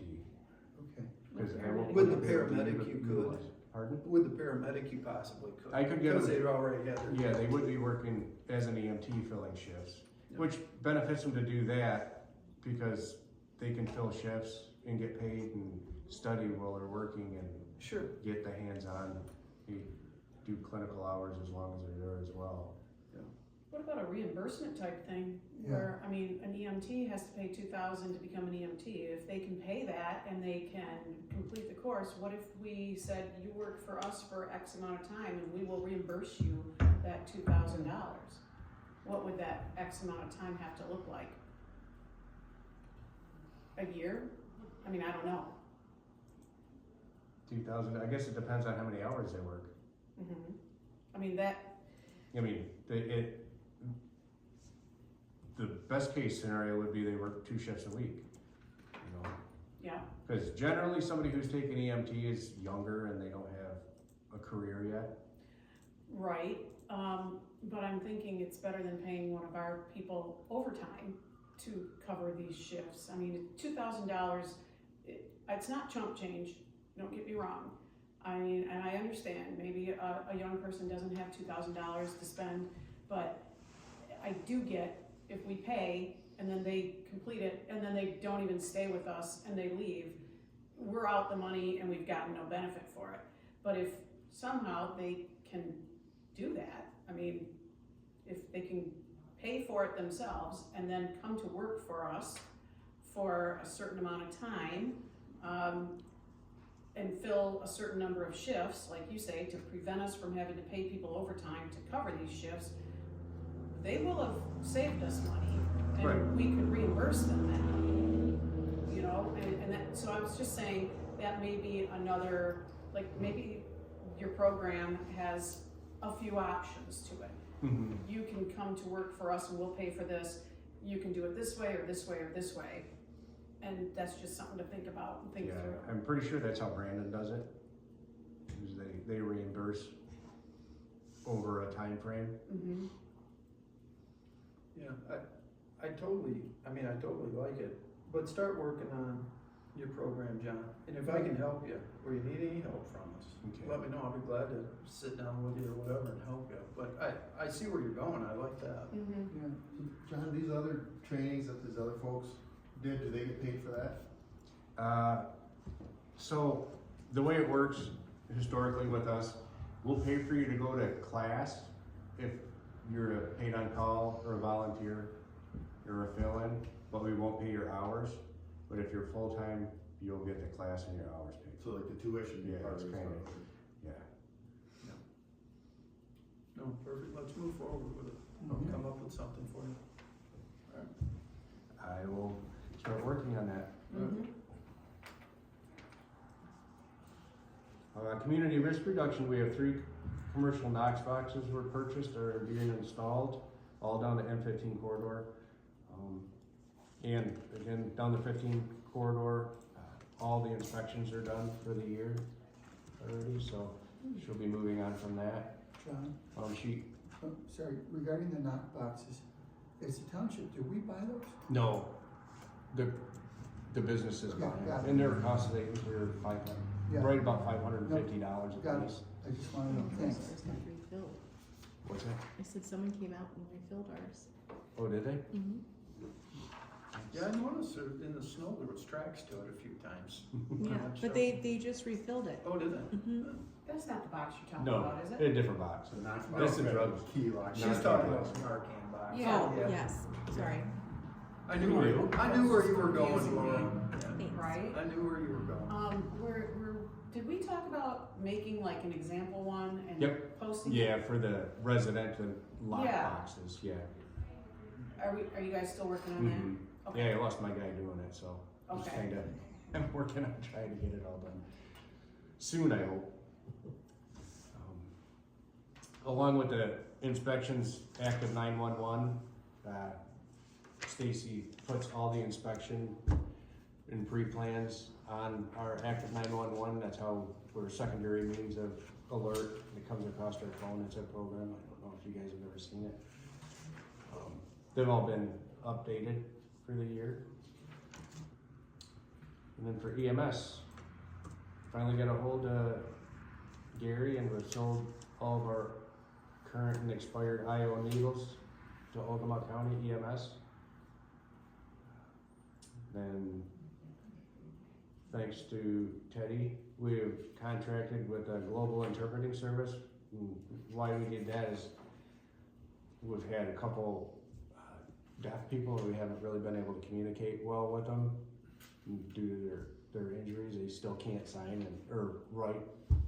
So they do a video interpretation service. So right on our tablet that we do our reports on, we can log on to that Good idea. and do a face-to-face. And you know, we might not use it for 10 years, I don't know, but when we do, it's like $250 a minute. So it would never be for very long. So it costs us, you know, That's $40 interesting. I or didn't know you something. could do that. But in order to treat a patient, it's well worth it. Yeah, for sure. In different languages. different languages if we need It's to. wild. Yeah, the list of the ones in back there. We have another company that does it too, that's free. So we just a couple different options we can have. The other company doesn't do the video signing like these ones do. So I like it. I think that's awesome. Yeah. And so you just have that available to you. You don't have to sit and pay like as a retainer. You Right. just pay yeah. if you use it. So if we don't use it like for 10 years, it will cost us $0. Yeah. But if we use it, Okay. That's awesome. so it's pretty good service. They were highly recommended from everybody that they use it down in the county, so. What is that? And then next, thanks to Teddy, he's put a lot of time and effort into this stuff lately. He's went and got certified to be a trainer on the Carter kits. And he has one here with him today. We can explain it to you. Sure. Yeah, Yeah. Let's see what that is. So what the Carter Kit is, I just went through the CIT training, crisis intervention team through the county, and to learn all this stuff. So the Carter Kit is for autistic kids, or autistic people that are on the spectrum and stuff. It's about a kid, Carter, he's up in Frankenmuth area, his dad's a police officer, trying to come in with first responders, lights, sirens, bright lights, noises that affect kids and stuff. So they started these Carter Kids. They're all nonprofit organization. And what they do is we get the bags. This here, we had 2 of them donated to the fire department through a small business that bought them for our department for our 2-run trucks. And that, they come with a pair of sunglasses. Basically, you can let them have, you give them the sunglasses if they need it, and it helps. If we get it back, great. If not, we just give it to the kid and go on. We do have what they call a free replacement program. So if we do use some equipment on a call, and that we call, I fill out a form, I send it up to Carter Kit, and they send us the product down free of charge. Also in the kits, they've given us where's that here? Some sensory stuff, so we know learn how to talk to them. They can point and talk as well with the card. Things that they like, if they're in pain, how they feel of that nature. If they're nonverbal, Correct. yeah. Also, as well as with that, we have what we call 25 or 24 fidget toys. Oh, yeah. Yep. So let them pick out whatever works for them, whatever helps them with, they'll have. We also have in the kit as well, headphones.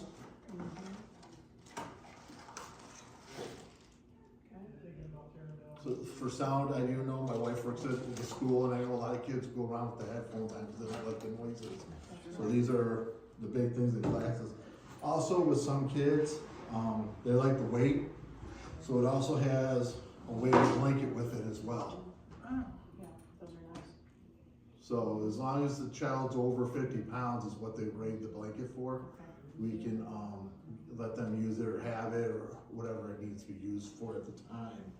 And again, they were donated to us. The company got them for both our first run trucks, ambulances and that. They come with a kit, or I'm sorry, a sticker that you put on it, so you know that they're in the truck, so people can find it.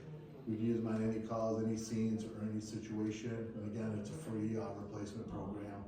The kits, the big kits that you see right here is about $96 complete. The smaller one, the only difference between this and the smaller one is it doesn't have the weighted blanket, but it comes with everything else. As Chief Williams also said too, on top of it, I've made some things because we've got into we got into Alzheimer's and dementia, and also with autism. So here's a couple of check sheets you can pass around. What they are is their cover sheets. They give you the person's name, address, medical history, what they're sensitive to, what they're kind of like a file for life that we used to have. But they can put a picture on it. We're working on it right now to where we can flag addresses is what we're talking about. Possibly with dispatch, they can tell us, hey, this is a address with an autistic kid. They have it up on the refrigerator. Another thing to do is if we get a call, keep a track sheet, a spreadsheet of residents and stuff, but put those out at the fire stations here, so if any of the residents have them, with all the wooded area and stuff, with people with autism or Alzheimer's residents and that, kids like water and woods, if they get lost, at least we have something that can help track them. Did I miss anything, Chief? No, you did good. We're working on an hour's sleep. Yeah. You worked last night and Thanks for your efforts, Danny. Yeah. I like that, that's cool. And then we also got the Narcan kits, the boxes we got put out here Yeah, for us. sure. And then we also have them in the process of getting us the drug box where they can drop off old prescription medications. And what else were we working on? Oh, cards and numbers for Haven Crisis Response Team, because we are part, even though we have Michigan State Police up here, we still have, we're still Oakland County. So with that being said, like Pontiac has crisis response people that ride with the deputies. We have a mobile, Sheriff's Department also has a mobile response unit that can come up here and help residents. We used it the other day for Haven with a woman in a domestic violence situation. I called a friend in Haven, they reached out to her the next day. So we're putting together a folder with numbers and resources, so we have that for people up here with mental health and mental challenges of things of that nature. Great. That's all I think we started. That kind of coincides well with what you said earlier with the elderly people that we've ran on, because the family had actually contacted DHHS and their answer was, we'll get back with you within 10 days. So that wasn't any help when they're living in the conditions like they are. So. Last but not least, I forgot, it's a government program, so it's not the best thing that I've seen yet, and it's hard to manipulate. It's called Squares, and it's for veterans. Okay. So if a resident, or if one of the guys calls and tells me, hey, I got this veteran that lives here, give me his name, date of birth, I can run it in the system. We can see if they're eligible for any of the veterans' affairs from the VA, i.e. like patient care, assistant care for like, we ran one, husband's a veteran, wife's, they're elderly couple, but they have caregivers that can come and give the wife a break when she was sick with pneumonia and he was sick, to kind of give her a break and help out. So that's another thing I'm kind of working with. It's a government program, so it's hard to manipulate. Right. But it is something that we're in there. And the best part for it all is, and I know I'm not a salesperson in that, but it's all free. Nothing that we've gotten so far has cost the township or the fire department anything. And it's just more resources for us to make it better. You just keep going, Teddy. I'm very passionate. I've worked with Chief Williams I've been up in Groveland for almost 10 years now. Back when he was a captain every Thursday. And when it comes to mental health and that, I've always taken a passion in that. We're dealing with him and he usually just goes, all right, you got it, you're on your own. And stuff, and even at the Sheriff's Department I did. And it just, there's more and more out there. And after seeing some of the stuff that's happened here with people passing away from like the casino, the family in Pontiac, stuff of that nature, there's more of it. And unfortunately, until I went to CIT, I didn't realize how much up in Groveland we're missing because we didn't have the Sheriff's Department up here and they know about their resources that are still available because we are Oakland County. Yeah. Well, and the statistics are showing, I mean, you hear it on, everything that RFK Jr. has said is 1 in 36 people is autistic or has autism somewhere on the spectrum. And I mean, if you do the math out here, that's a lot of people, right? Somebody you know. And so I think it's awesome that, Big thing is we got 3 campgrounds, 2 mobile home parks, Holly Rec, also the ski and the off-road place. So we have a bunch of people coming in from all over the area with unknown what kind of situations we could run into. So like I was telling Chief when he let me kind of run with this is it's free and it's more resources for us. Right. And it'll make us better. Well, you would think that Oakland County, even though we don't have Oakland County Sheriff, if it's an Oakland County program, it only benefits everybody. Absolutely. For everybody to use it, whether we have Oakland County Sheriff or not. Absolutely. It is definitely a benefit. And people forget about Groveland because they don't come up here that often. Right. I mean, that's a story I've heard through my class. Right. Why they're like, oh yeah, that's right, Groveland is Oakland County. Yeah, because they don't think about us all up in the north end. Right. So that's why Chief kind of let me take the hit with this and run really one with his approval and everything, every step I've taken, and so far it's looking really good so far. Well, good. You mentioned, you said, do you guys keep a spreadsheet on information about people? We're trying to figure out the best way to be 100%, to know resident, it's tough. So I told Chief that I would take on, if they have problems or something, text me, call me, email me, whatever. I can do spreadsheets, so if we can't, we'll label them with dispatch as a premise alert saying, hey, they got an autistic person or a dementia person there, whatever the case may be. So when we go to that house, we'll know it in our active 911 on our phones that this person's there. Or we may go to one where we're staging for Michigan State Police and come to find out that the wife has dementia. So like, okay, so it's something that, you know, we may be able to go in a little bit quicker to diffuse the situation or handle it other than like a regular assault scene. So that's great information to have. My daughter has epilepsy, and I believe she's flagged in a dispatch. But is that voluntary information? Like, is there any kind of HIPAA concerns? So with HIPAA on that is, Chief and us were talking about it. It's in the firehouse. Everything we have in the firehouse is pretty much locked up and it's all HIPAA protected. When we do it, we're not putting out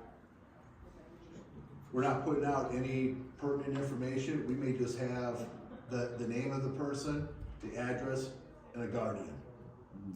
Just so that way you got something, because sometimes we may go to these houses and the caregiver or the guardian's not there to take care of them. We may need to get in contact with them. So it's trying to get that, and that's what's great about for these sheets here. This is not a HIPAA violation, because instead of keeping them at the station and that, they keep it on their refrigerator. So when we get there, we know the house is flagged. And then it's all voluntary. It's all voluntary, yup. So if we put them up here, they wanna grab them. I know we have an attorney that lives in Groveland here, and she saw it, and she took one of each, because she has a autistic son and a dementia mother at her house. So she's got both of them at her house up here. And she's never seen it and thought it was the greatest thing, but put it out. If they wanna fill it out, they fill it out. If they don't, but it's just trying to help us respond better to our residents and make it better for them. To give us the level of service up here that, you know, some places have put off because nobody really recognizes the mental health that's out there. So you are probably already aware of several individuals in the township that could benefit from this. Are you guys proactively gonna like seek them out and ask them if they'd like to participate? Yes. Okay. Good, yeah. Perfect, Thank you. thanks. Put a lot of work into all this. Thank you, Eddie. Sir? Where are we now? Report card. I read the report card. Oh, Yeah, I Very did good. too. Yeah, they're always good for us, bad for the hospital, like you. I was gonna say, you need to work with the hospital. It's pretty consistent. Yeah, I share the not so nicer ones with them, so Yeah. Oh, one lady they was, can address. Yeah, she wrote a book. yep, terrible. And you know what? I just spoke with another resident recently, right, you know who I'm talking about, and she was not happy either, texting me about how they treated her terribly and sent, you know, it's Yeah, unacceptable. What hospital? It is. Is this all the same hospital? Up there, Genesis. Genesis. Yeah. Yeah, unfortunately, until they fix their nursing problem, it's not gonna change. Yeah, And the union doesn't do that any favors. Operations, we did finally get Station 2 generator fixed. Ordered the part and it took a couple weeks for it to come in, but it was a week and a half ago they were out and put it on and ran it and did their diagnostics on it, and it came back good, so that is operational. good. Again, like Supervisor Scranlin, the blueprint was completed for the new station, and it's a lot better layout. And then he also met with them over there in the beginning of the week, and they are moving an additional wall back there that for free. Okay. So That's nice. that'll be a huge benefit. Right now, we're utilizing the training house or the rental house for trainings. They've done a couple trainings over there, search and rescues. And it's been nothing but rave reviews about it, so Good. we'll use that for a couple months until it gets to be better weather, and then we'll look at Yeah. burning it. Does that house still have utilities turned on? Nope, everything's off. And then I'm working on getting them disconnected, so we'll be able to demolish it.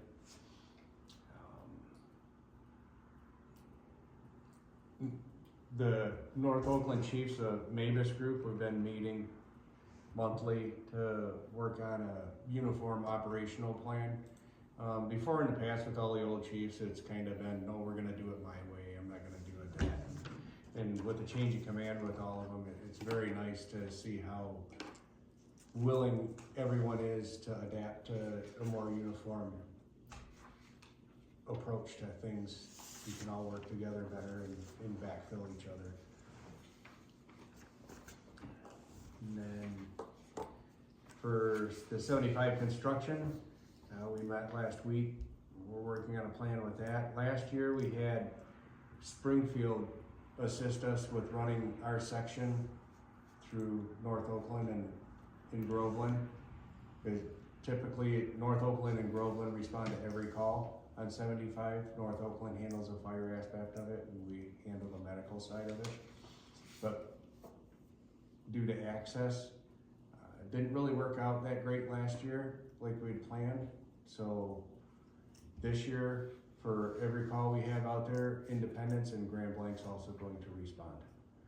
Just because it's such a long stretch, and when it stopped, there's no way you can come up in the direction of flow on it because there's no shoulder or anything. So you almost have to wait for the traffic to stop and come up the same direction head on with it.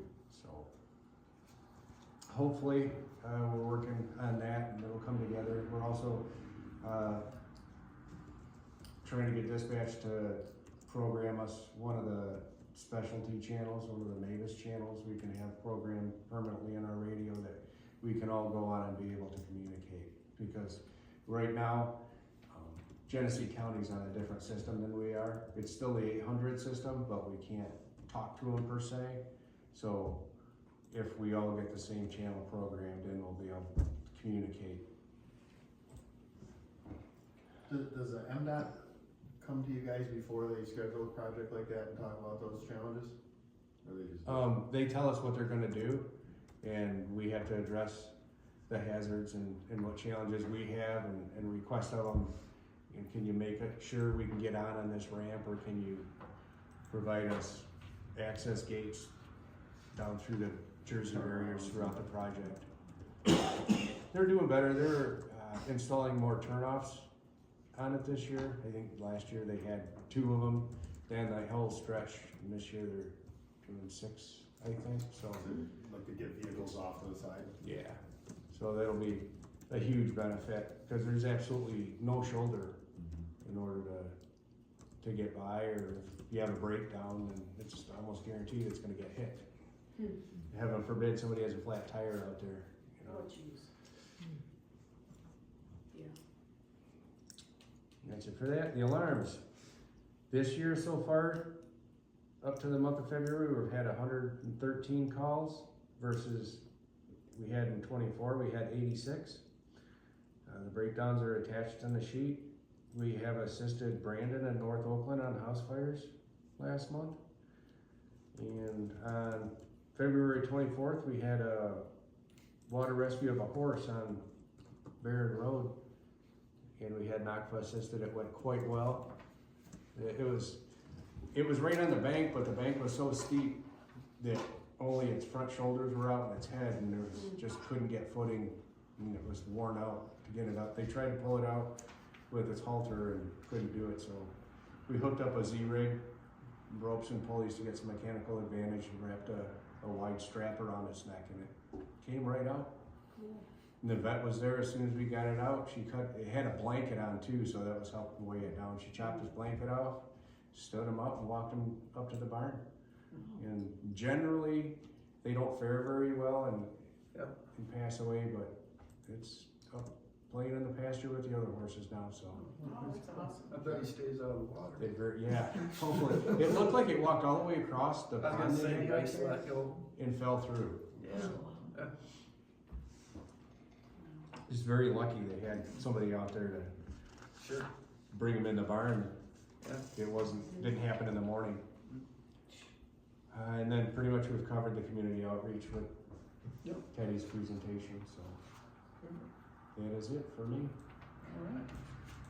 Thank you, John. Thank you. Good stuff. Good job. So just, Stacy did complete that, power plant grant, right? Yes, she did that, and she also did a AAA grant for laptops Oh, that she submitted yesterday or Friday. I'll have to ask her on that one, I but got yeah, the email today, so. okay. Laura, did you want us to make a motion to adjourn? Or are you good? I'll make a motion that we adjourn. I second it. All in favor? Aye. Perfect. Thank you, everybody.